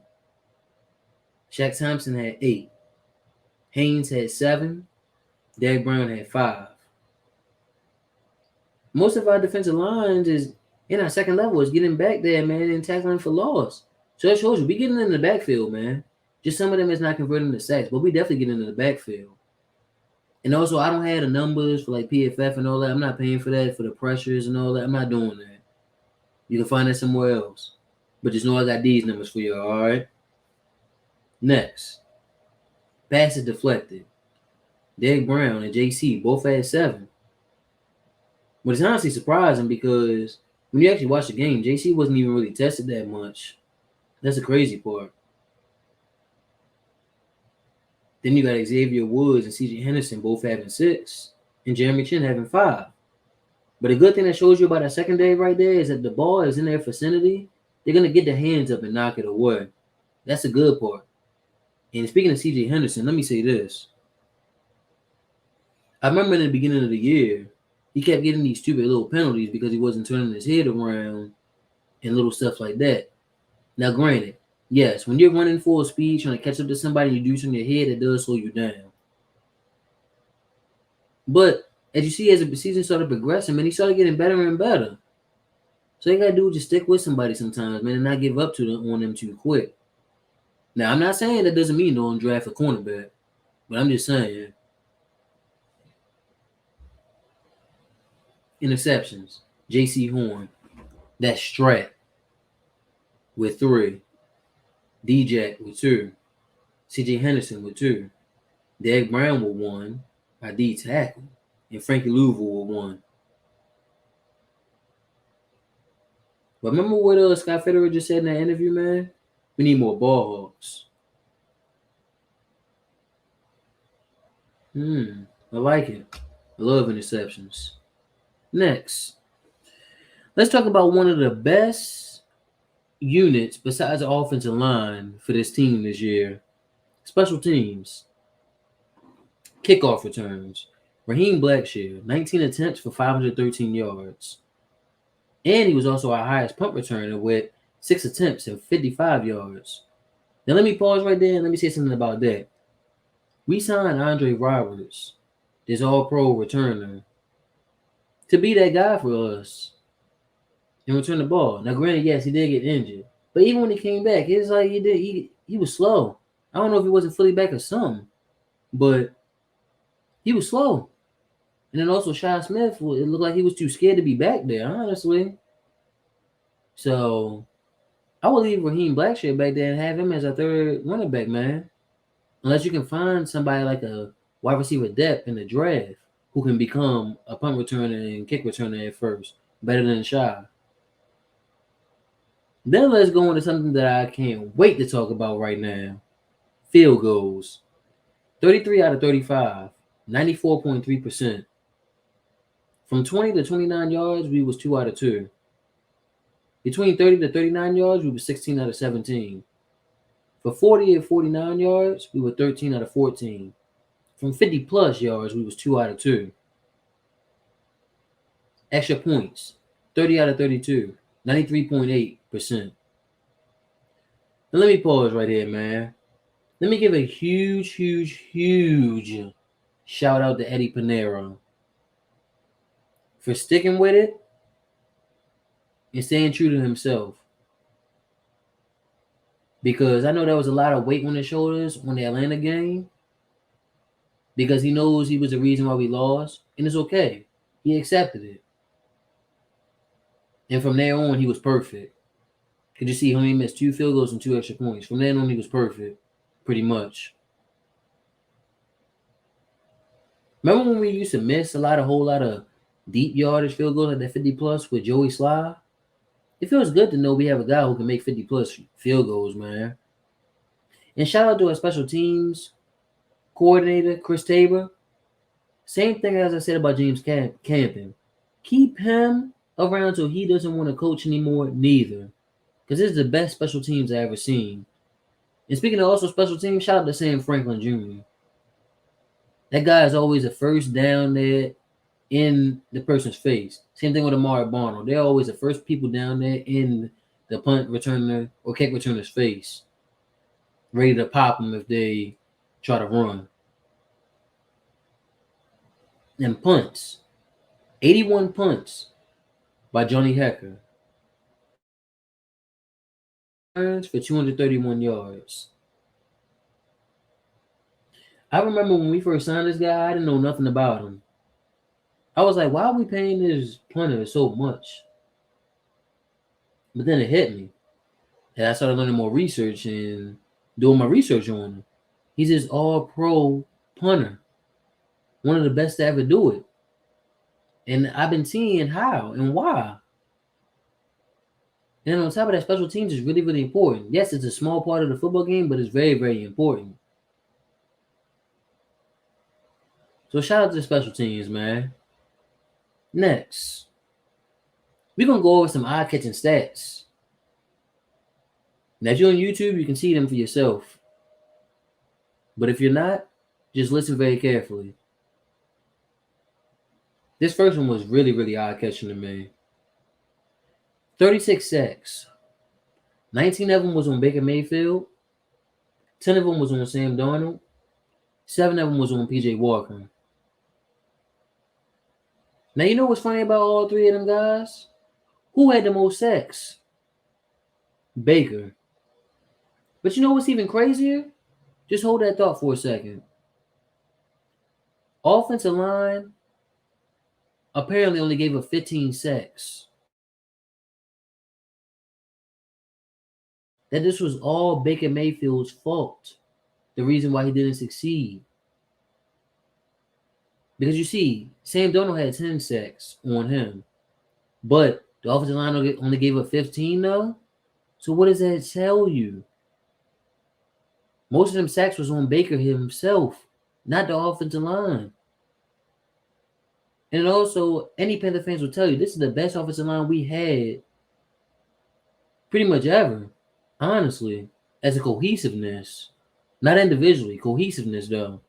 The way we all stayed healthy the whole entire year and all that, best ever.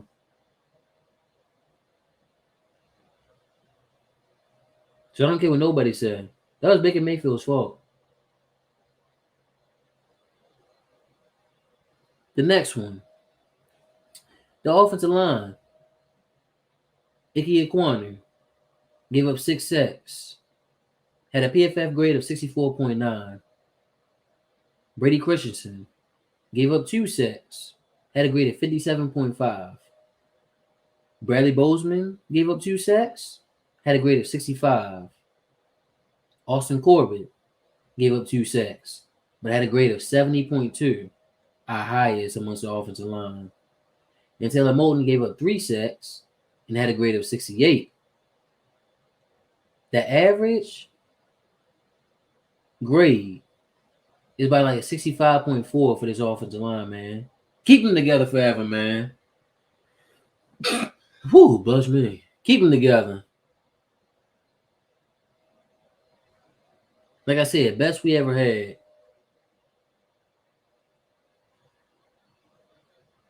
The next. Oh yeah, no. So as far as the PFF grades go, like I said, I'm not paying for that. You can find it somewhere else. I don't know, like that's the overall grade. It's not. I didn't differ passing and rushing grades. I just looked at the overall grade. Those are the overall grades. Just letting y'all know. You want to find out the other grades individually? Go find them out for yourself, or go find them somewhere else. The next eye-catching number: 6 fumbles. Deontay only had 1 for 230 plus attempts. But where did the other 5 come from? Sam Darnold. We just got lucky that pretty much all of them didn't get taken away by the other teams. We got lucky.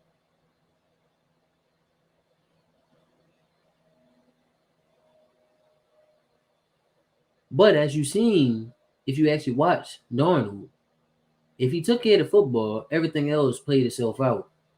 So when we finally get our franchise quarterback, if he take care of the ball behind this offensive line and the weapons that we got, everything should be fine. Next number, 35 sacks as a defense as a whole. And Burns had 12.5 himself. So if you round it up to 13, that means the rest of the team had 22 sacks itself. We had 11 forced fumbles, and we recovered 7 of them. That's a great return right there, man. You force the ball out 11 times and you recover the 7? That's a great return. We only tried one 2-point conversion this year, and that was by Deontay Foreman.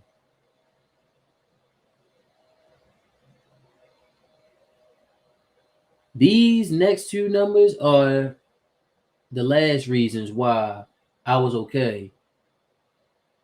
Well, I mean, not really okay, but because obviously these numbers didn't come out until after the season was over. But the fact of that, why the Christian McCaffrey is gone, it shows to be fine. Deontay Foreman had 4.5 average yards per carry. That is great. And Chuba Hubbard had it even better for 4.9 average yards per carry. Keep them together, man. Just keep a lot of the team together.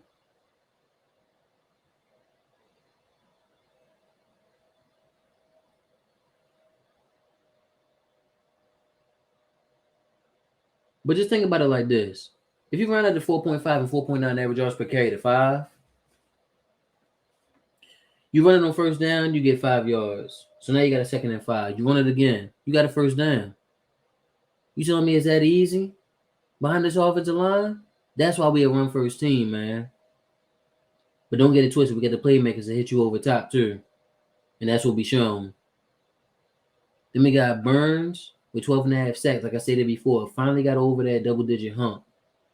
But now I already know what fans about to do. They better raise the ball even more. Shout out to my boy Monty on Twitter.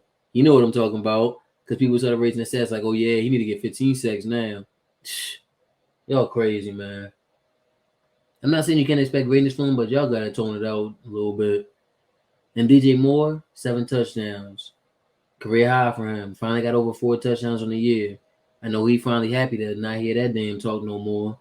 I know I would. But watch, people going to say, yeah, he needs double-digit touchdowns now. Especially when we get a quarterback, they definitely going to say that. I already know how people are. Now we're going to go over the rookies. Now, if you're looking here on YouTube, only have 4 pictures up. Because if you've been paying attention, our 7th round draft pick, Caleb Barnes, had got shit. Or he didn't get shit, he got released. He didn't even play for us. And that Matt Corral was hurt. So really he didn't do nothing this year.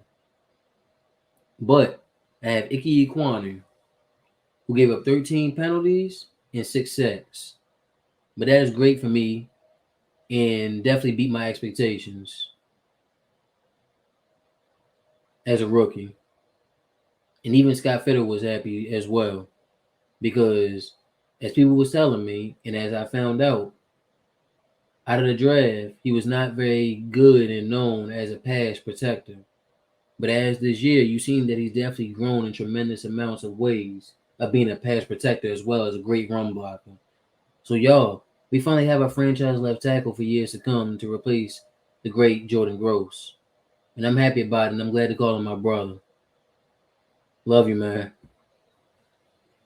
Then we got Brandon Smith, a linebacker from Penn State, who only appeared in 12 games and got 8 tackles. I was so happy for him to get his chance, man. After Corey Littleton got hurt, not wishing no injury on nobody. But I mean, that picture that you see up there against the Ravens, that was his first real game action that he had. And he had some good stops in there and was playing his gaps pretty well. And even against the Seattle game where J.C. Horn caught that pick in that zone, Brandon Smith was right there as well. He probably wouldn't have got to the ball, but he was definitely right there to he was in the right zone, probably wouldn't have been able to touch it, but still knew where he was and what he was doing. It was sad to see him go on IR and miss the rest of the season, though, because it would have been great to see that development out of him. But hopefully that goes into next year, which I'm going to get to that later. Then we got Amari Bonner. 9 games, mainly on special teams, just like Brandon Smith. 6 tackles and a sack. And the great thing about it is he got his first sack in the last game of the year for us, man. And it came up big for us, too. Like I told you, did the Burns pose? It was great. Great to see it, man. Great. Then we got Cade Mays, who only did about 17 snaps. Who was only coming in on big packages runs. Like when he was playing fullback, as they call it. Arby's, we have the meats. Pause. But you know what they talk about when they say that. But that's pretty much our rookies right there, man. I'm liking this draft class. Our draft class is coming together pretty well. Same thing with last year's draft class with Terrace and Brady Christensen. Everything's starting to come well together, man. Everything's starting to come well together. And JC, everything's starting to come well together. Next, we're going to go over the end of season rewards. My MVP is the offensive line. Only gave up 15 sacks and an average of 65.12 PFF score. Y'all take the cake. Y'all take it. Without y'all, this team would have been nothing right now. And as we heard from Scott Fitterer, the plan was to get the defense better, which we did, and then get the offensive line better. And I'm glad to see that our plan is coming to fruition. So let's see if we can really do that plan and get the right coach, get the quarterback, and fill out the rest of the team. It will be great. Like he said, this division is up for grabs. Same thing that I said. Before even watching that video, I had this already up. Did it myself. Then for the most improved, I'm going with Derek Brown, man. Shout out to my guys, Shad and Dave from PMP, Panthers Nation Podcast. Go follow them. My man Shad pointed it out. That most DTs in their third year break out. Now, as far as numbers-wise, yes, the numbers are not there. But you see, he's always run the ball. He had a lot of pass deflections, same as J.C. Horn. He had an interception. He was always in the backfield, getting them tackles for loss. He was always creating havoc and getting that pressure. Like I said, I wish I had the pressure numbers because I'm pretty sure his pressure numbers is up there. But you got to understand also, he doesn't have a KK Short or Starla Tulele next to him compared to how those guys had each other. So we need another defensive tackle to help him out, man. Either so he can get sacks or the other one can get sacks. I don't care. As long as you create pressure. Because like I tell people all the time, if you have your middle guys coming down the middle in front of the quarterback can't step up. Because now you got all this pressure coming in his face. And think about it. If he has to step back even more, and you're 2 big guys just guarding them gaps right there where there's like no in between for him to run up and out to avoid the edges coming around the edge, the more you step back, the edges are going to come around and get him even faster. Because that's what the offensive lineman's supposed to do is push him out because he's supposed to create this U. I know football, man. I know football. Next, offensive player, Deontay Foreman, who should have had over 1,000 yards. Forget you, Saints. Had 914 yards, 5 touchdowns, 4.5 average yards per carry in 7 games. Like I said, man, he was on pace to do over 1,500 if he'd have played in all the games. He was on pace.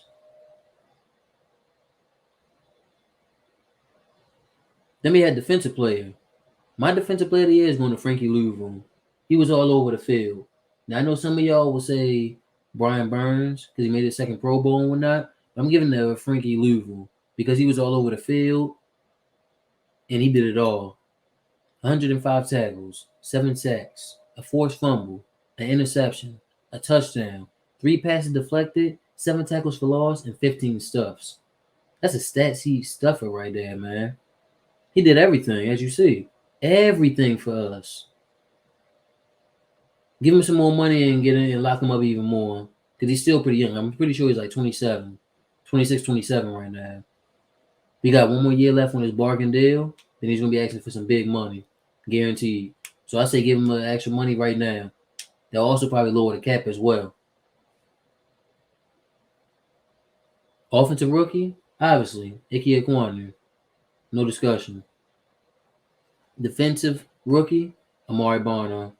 I mean, the only other rookie that we had was Brandon Smith. I mean, he was injured. If he was been out, if he wouldn't have never got injured, I believe he would have probably been it for the defensive rookie. But it's all good. And comeback player, J.C. Horn, strap. 53 tackles, 3 interceptions, 7 passes deflected, and 2 stuffs. The definition of shutdown corner. Shout out to Oliver Davis, my guy. His trainer that he trains with in the offseason and during the season. 1%. As my guy always say, 1%. Next. Head coach interviews. So as of now, Jim Caldwell interviewed yesterday. If you don't know who Jim Caldwell is, if you're watching on YouTube, it's the coach right there with the Lions gear on. His record is 179 wins and 109 losses. So out of all the candidates, he has the most experience. And also, if y'all don't even know, he coached the Colts back when the Colts went to the Super Bowl against the Saints and lost. And also, think about this. When the Lions fired him, that was the last time they was relevant before now.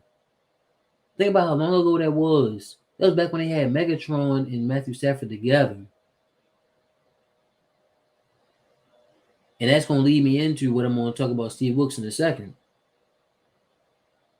Steve Wilks. Interviews today. Record 9-19. But 6-6 with us. So as I was just saying about Jim Caldwell, man. And this one I'm going to say. The Lions in their head was probably like, man, we too much mediocrity right now. Like, we're not getting over the hump. So we're going to fire this guy and try to find somebody else who can get us over that hump. But the thing is, that's sending them back.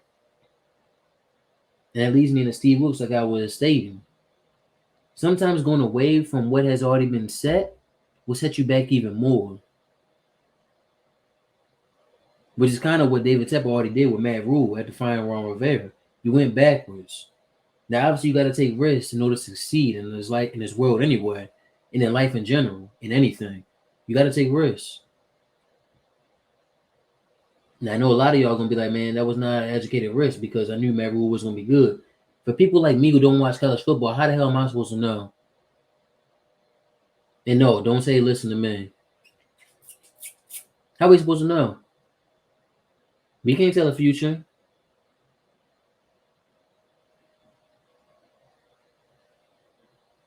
The good thing is we have a chance to get it right this time, man. So like I said, that's why for me personally, I say stick with Steve Wilks. He's built a culture. People respect him. The fan base is back. Everything seems like it's great right now.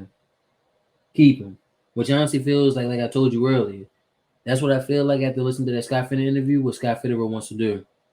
And what David Tepper wants to do. Because he kept saying, I don't want to give too much away.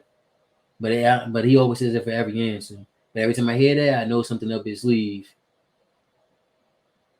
Same thing what he said about Deontay Foreman and Bradley Bozeman. Then we got Frank Wright, who was the head coach for the Indianapolis Colts before they hired Jeff Saturday to replace him as interim. And also, he was the guy who helped Carson Wentz turn into the MVP candidate in 2017 before he got injured and they went on to win the Super Bowl. His interview is to be determined. We don't know just yet. But his record is 40-33-1. And also keep in mind, Scott Fitterer also just said the list is not going to be that big, but he don't want to give too much away. It's going to be a small list. So this is small already. So I wonder how much bigger it could possibly get. Let me know what y'all think how big the list is going to be. I don't think it's going to be that big. I think I probably had the most 7, I think. But I don't know who the other 7, I don't know who the other 4 are going to be. But also keep this in mind also, y'all. And I said this on Twitter. Follow me on Twitter, man. Follow me.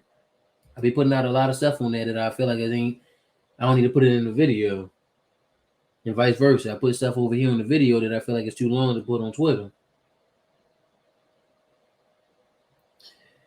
If you know you already want to hire Steve Wilks, bring in people that you know will be a good OC for him,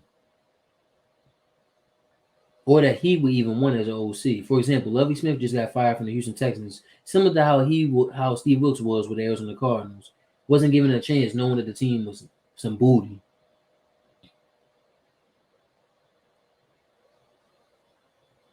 Shoot, what if Frank Reich wants to be an OC and not a head coach this time?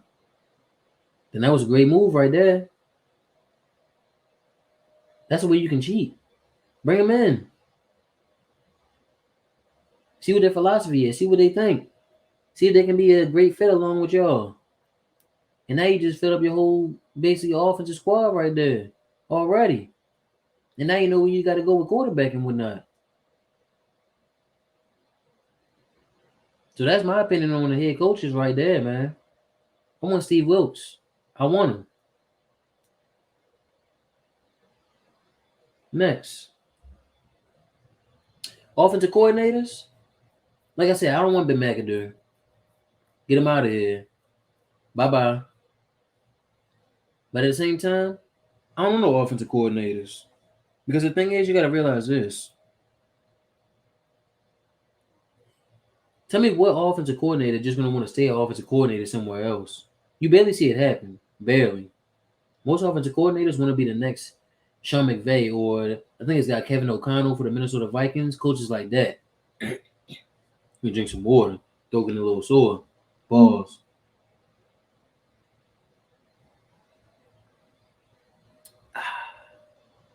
But yeah. So that's why I don't really know no offensive coordinators like that, man. That's gonna want to be an offensive coordinator for us. Normally be like a position coach that ultimately becomes an offensive coordinator. But I had no idea. Just like how you see with the emojis on the screen. I don't know. I don't have nobody in mind right now, man. I know y'all got some people in mind as an OC that y'all want as a head coach. Like I said, I want Steve Wilks as a head coach. Nobody else. I'm good. I want to see who else we interviewing. And like I said, Jim Caldwell got the most experience so far out of all the candidates. Like I said, sometimes it's not good to go away from what you had already just built. And especially if it's on a trajectory like we on right now. And based on what Steve Wilks had to go through. Next. In-house pennant free agents, which is what also, I think it was Joe Person or Scott Fowler that tried to lead Scott Fitterer on about this. And Scott Fitterer was like, well, we got a lot of in-house free agents, and that's why the cap is so low right now for us. But in the next couple of years, we're going to have a lot of money to be able to sign others, which I agree. So these are all our in-house pennant free agents. Matt Ioannidis, our defensive tackle. Sam Darnold, Cam Irvin, Bradley Bozeman, Deontay Foreman, J.J. Jansen, Eddie Pinheiro, Sam Franklin, a restricted free agent, Miles Hartsfield, restricted free agent, Giovanni Ricci, exclusive rights free agent, Steven Sullivan, exclusive rights free agent, P.J. Walker, restricted free agent. And as you see down there, our current cap space is $1,604,502 for 2023-2024 season. But this was at the time that I made this, so it could have changed because we also just seen Giovanni Ricci and Steven Sullivan had just been re-signed. Then we got some more on the right side. Andre Roberts, Rashard Higgins, Sean Chandler, Justin Burris, Justin Lane, and Michael Jordan. So this is what I got to say. And now you're probably asking yourself, why you got all these people on the left side and all these people on the right side? I'm glad you're smart. So the people on the left is the people that I predict that I want back. And the people on the right is the people that I want gone. So Andre Roberts, get him out of here. Raheem Blackshear did way much better than what he could do. Plus, he couldn't even stay healthy, and he's old. Get him out. 1 year deal. Don't bring him back. Rashard Higgins. Honestly, I feel like we brought him in because of Baker that had that kind of connection. But it's like after he fumbled that one little sweep route to DJ Moore in week 1 against the Cleveland Browns, he was never seen the field ever again. Sean Chandler, special teams guy. I mean, you can bring him back, but get him out of here. We got hella draft picks that we can draft a guy to play special teams and a lot of people on the practice squad. Justin Burris, same thing. Get him out. He was basically on the practice squad anyway.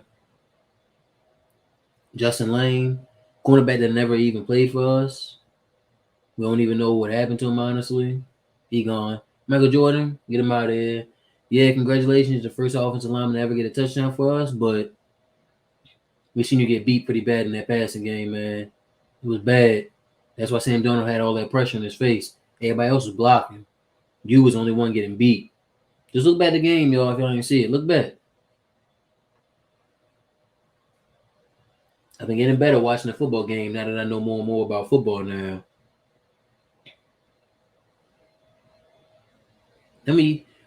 So for the left side, let me go over this real quick. For Matt Ioannidis, it all depends on the money because as you see, we're starting to become a good team. So it all depends on the money. And also if you can get somebody cheaper and probably more younger that can give you a little bit more and more healthy, or if you think you can get a D tackle in the draft, then don't resign them. But obviously that's a whole lot of ifs, so just automatically resign them. Sam Darnold and PJ Walker go hand in hand because like you see PJ Walker is a restricted free agent, but also I at least want one of them back. Whether we get a quarterback in the draft or not, at least get one of them back. That way you got at least a little bit of veteran with Matt Corral, and it's not just one quarterback with Matt. You know what I'm saying? You got to have at least one person back. But also depends on how much money Sam Darnold wants to ask for also. If he's asking for too much, get him out of here. Same thing with Cam Irvin. I like the position that he was in this year for us, come out of the bench and then playing as an extra blocker. I like it like that. So if he wants to come back for cheap money like that, bring him back. But if not, get him out of here. Bradley Bozeman, easily, bring him back. You got starting center for at least 3 years. Bring him back. Same thing with Foreman. Bring him back. But a lot of people don't notice about Foreman. When he first started out with the Houston Texans, he was a little injury prone, but he's been healthy. Bring him back. I just want to throw that out there. JJ Jameson, bring him back. Obviously, bring him back. He ain't done yet. We don't have no long step on the team no more. Mad Rhule, stupid. If you know what I'm talking about, you know what I'm talking about. Then we got Eddie Pinheiro. Bring him back. Because I just showed you the stats for him, man. He was pretty much perfect. Shout out to Chris Taylor because he known him from the Jets. Bring him back. I know a lot of y'all going to be mad at him still because of the Atlanta game, but bring him back. He showed you he can be clutch. Bring him back. Then on top of that, we got, what's it called? I even forgot homie name. Zane Gonzalez on a 3-year deal. Cut him. Or trade him. Eddie Pinheiro ain't going to ask for that much money. We picked him up and gave him a chance, and he love us. Get him. Sam Franklin. And Miles Hartsfield. Bring both of them back. That's defensive back help right there, especially with Justin Burns and Sean Chandler going. That special teams automatically for Sam Franklin. Miles Hartsfield is in them special DB packages where we have like 6 DBs back there and 5 DBs back there. Sam Franklin is safety depth also. And also he's shown more and more that he can play actually safety.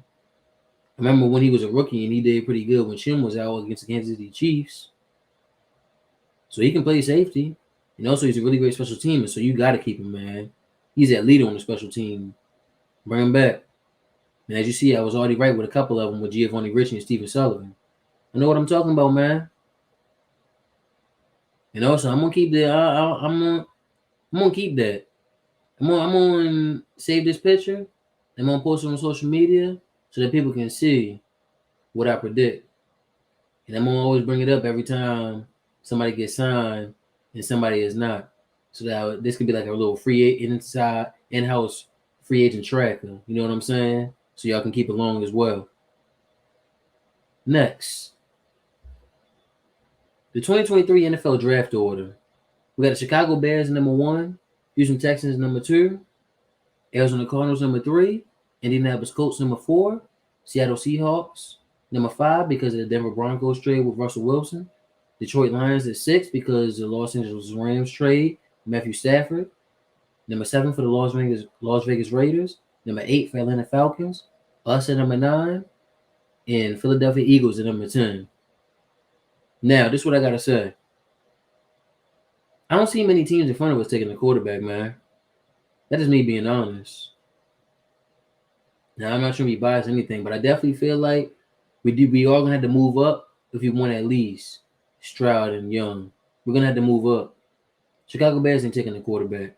Houston Texans taking the quarterback for sure. Arizona, no. Indianapolis, yes. Seattle, no. Detroit, I don't see that happening. I see them improving the rest of the team, especially the way Goff been playing lately. I see them improving the rest of their team first. Doing like how we doing, improving the rest of the team, then drop a quarterback in. But you never know what could happen. They could be drafting for the future. You never know. Just to be prepared. Then we had the Las Vegas Raiders. They drafting a quarterback. So that's 4 teams right there that's drafting a quarterback, man. So you're gonna have to move up. I say either with Arizona, if you definitely want one of the top 2, or you're gonna move up with Seattle if you want at least the top 3. Me personally, I say move to the top. I say move up to 3. That way you can get either Bryce or CJ if you really want one of those guys to be the quarterback. But like how Fitterer said, and like how I've said, and many other Panther fans said, we still have a lot of needs on this team, man.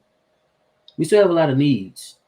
So we're gonna see how this play out. And I'm gonna talk about that real soon also. Atlanta Falcons, I don't know if they're gonna take a quarterback or not. Because Ritter, I ain't been hearing he been bad nor like great. So they might try to improve the rest of their team, but also they got a lot of money, so they got the free agency too. In Philadelphia, I see them drafting some more defense. Probably to replace Fletcher Cox or Brandon Graham, because I don't think they're gonna be able to afford both of them. Both of them got some high contracts, and also they got Jason Kelsey as a free agent, also their center. So I see them replacing one of them guys and possibly bringing both of them back for 2 of them back for a 1-year deal, something like that.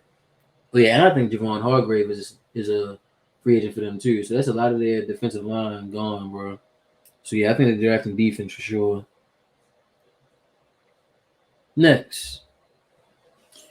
Do y'all remember the last time that we held the 9th pick in the draft? For y'all that's not able to see this picture, do y'all remember the last time we had the 9th pick in the draft?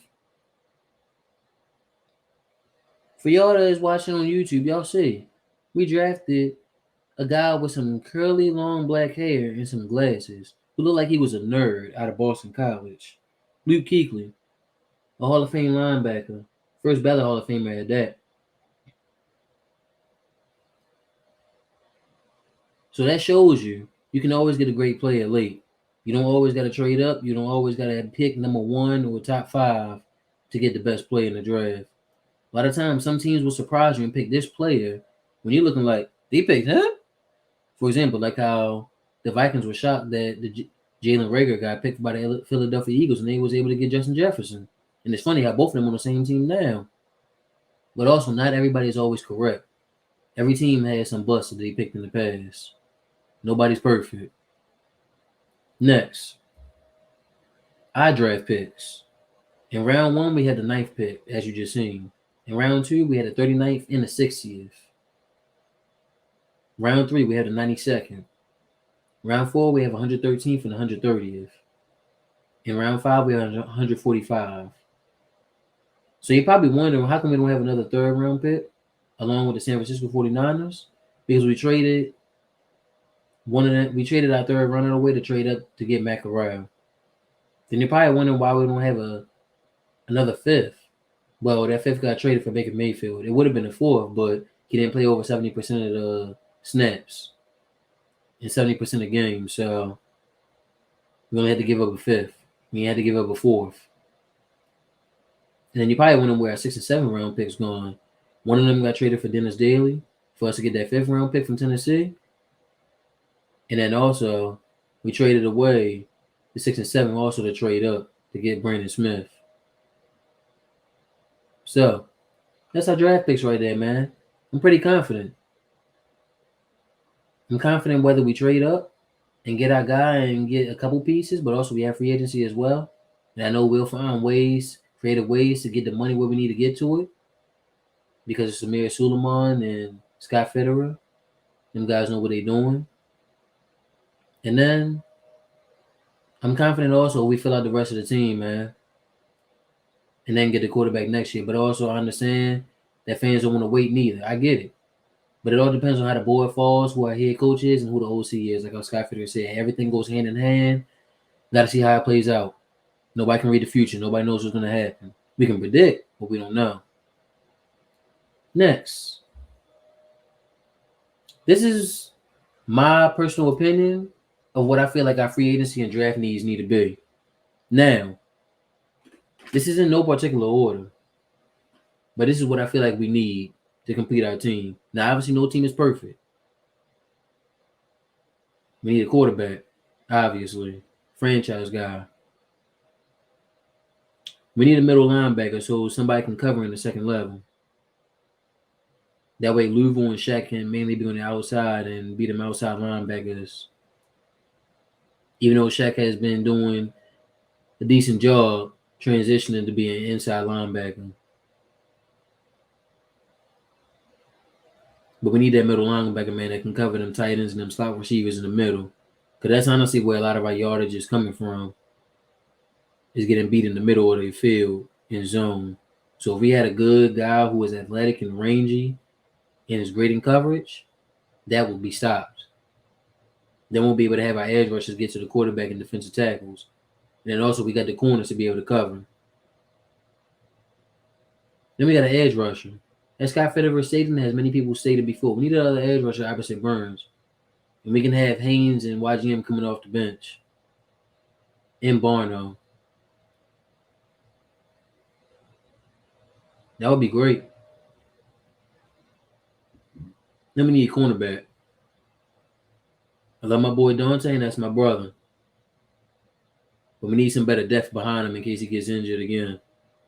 CJ been progressing, but still not there where we hoped he would have been, being the previous first round pick at top 10 at that. And then Keith Taylor, obviously, he was a fifth rounder. So, but we seen him play better. And I know better days ahead of him. But also, sometimes being thrown in the fire is a better thing to happen. Some people can handle it, some people can't. But also, the best teacher is experience also. Remember that. Then we need a tight end number 1. Like I told y'all earlier. You seen the stats from Ian Thomas and Tommy Tremble. We need a tight end number 1. Specifically a vertical threat. Pass catching tight end. Scott Fitterer stated that as well. And also, we need a DT, man. Another DT, like I stated also earlier with Derek Brown. Need some help.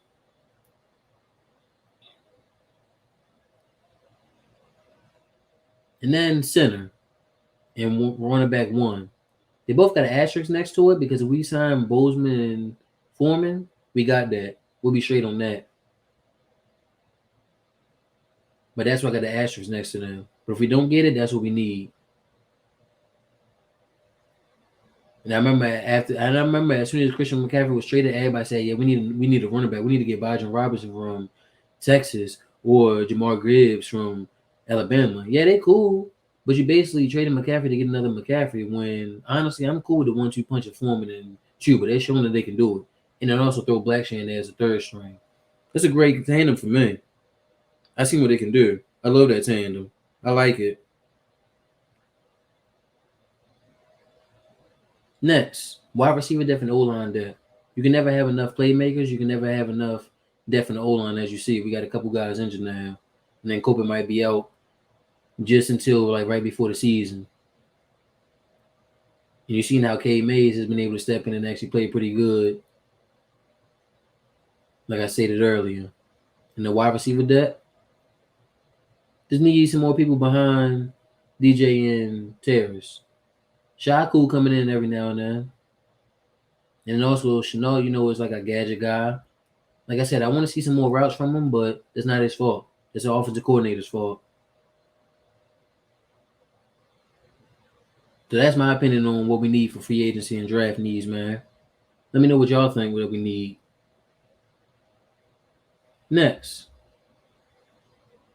Our 2023 Carolina Panthers opponents.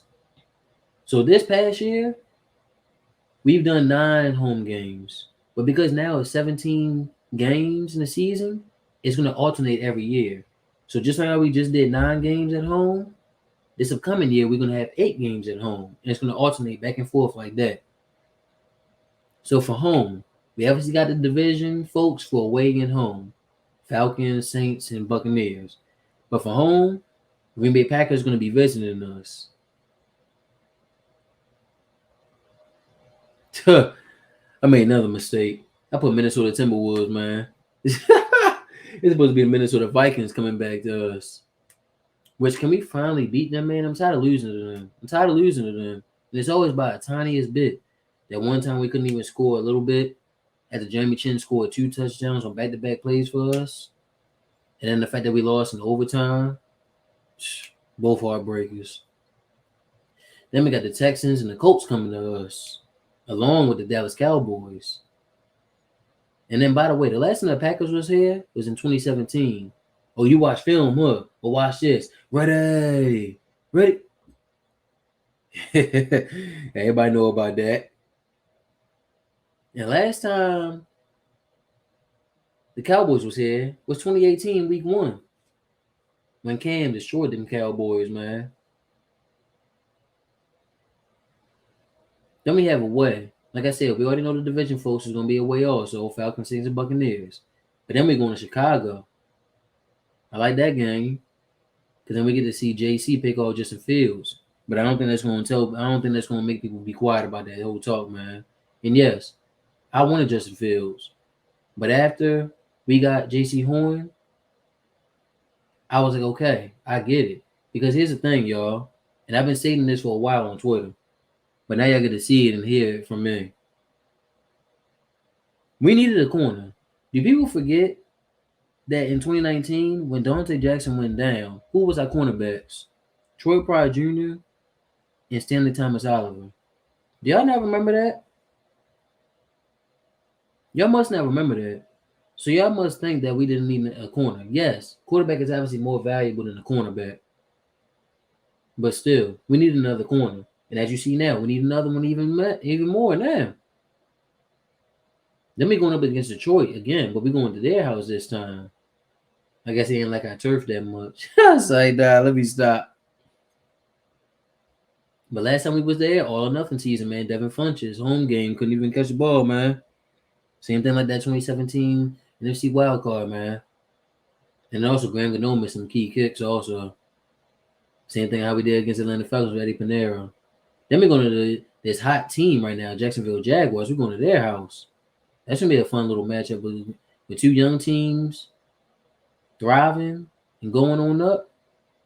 2 teams that came in the league at the same time, but obviously we got more success than them. Then we go into the Tennessee Titans, where we're going to be going against that dump truck and Derrick Henry, and we're going to be able to see if we can stop him on the run. Then we go to Seattle once again, see if we can beat them back-to-back years at their house. And then we go to Miami Dolphins. I like it, man. I like it. Hopefully we got some good matchups on there, but it all depends on what we get doing in the draft. Like as far as what we get Sunday and Monday night footballs and whatnot. We want some more primetime matchups. Like, I want to see that, man. I want to be in the stadium for some primetime matchups, man. Yeah, Thursday night is cool, but I want to, like I said, I want to see some Monday night and Sunday night, man. That's when everybody watching. Everybody can see you on TV, man. I want to be a part of that. Next. So we got a 2022-23 NFL playoff picture. This is my prediction right now of what I think is going to happen.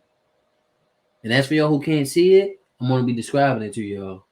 But as for y'all can see the arrows on YouTube of who I got going where. So, for the first matchup, we have the Los Angeles Chargers and the Jacksonville Jaguars. Oh, yeah, and by the way, this is barring injury. I don't know nothing about no teams with injuries right now, and obviously things can change within the days before the first wild card matchups. But barring no injuries, like if I know the teams and all the players, how they are when they're healthy. I got the Chargers beating the Jacksonville Jaguars. I feel like the moment going to be too big for that young team, even though they got Doug Peterson as a head coach. I feel like the Chargers going to do something. Then we got the Ravens and Cincinnati Bengals. If Lamar Jackson ain't playing, Cincinnati Bengals going automatically. Then we got the Bills and the Dolphins. If Tua ain't healthy, Bills automatically. But also remember, the Bills beat them pretty bad in that snow. And also, they're going to have to go back to Buffalo also. So that's the AFC side. Now let's go to the NFC side. Forget both of these teams. I don't care about neither one, honestly. But because the Bucks ended our playoff hopes, and also the division rivals, so no, Cowboys, even though I really don't care who wins, honestly, out of that matchup. Then we got the New York Giants and Minnesota Vikings. We got the Vikings. No words need to be said. I got the Vikings. Then we got the Seahawks and the San Francisco 49ers. 49ers. Division foes right there, 49ers. Now we got the divisional rounds. So we got the Chargers and the Chiefs. I got the Chiefs going to the AFC title game. Then I got the Bengals and the Bills. I got the Bills, man. Even though I feel like that's going to be a very, very beautiful game. Just like how the Bengals and the Chiefs was last year, this is going to be a very beautiful game. But I got the Bills edging it out, man. They're going to find it in their heart to win that game, man. I just feel it. Now for the NFC divisionals. We got the NFC East division. Cowboys versus Eagles. I got the Eagles, man. I got the Eagles. I feel like they got too much firepower for the Cowboys, honestly. Even though their schedule has been pretty weak this year. And then we got the Vikings and the 49ers. I got the 49ers. 49ers just a complete overall team. And then when Kyle Shanahan calling them plays, Brock Purdy will be just fine. And also with them running backs he got in them weapons, he'll be just fine. So now we got the AFC title game, man. The Chiefs and the Bills. The Bills finally make it over the hump with the power of Damar Hamlin in their heart. They finally make it over the hump, man. Finally beat the Chiefs and finally get to the Super Bowl. And then for the NFC title game, we got the Eagles and the 49ers. We got the 49ers going, man. Like I said, the Eagles' schedule been pretty weak. And then 49ers just a better complete overall team, honestly. More healthy at that also. And now for the Super Bowl. Bills and 49ers. I got the Bills, man. Bills finding it in their heart for Damar Hamlin, because like I told you at the beginning of this podcast, man. Every team that's won a title has had some type of adversity and trauma to go through to win. And they find it in their heart to win, whether that's for a person or whether for themselves. They find a way to get it done, man, because they dig deep inside of themselves. Like I said, last year they made it to the AFC title game, but they lost. My bad, not last year, but the year before. They made it and they lost.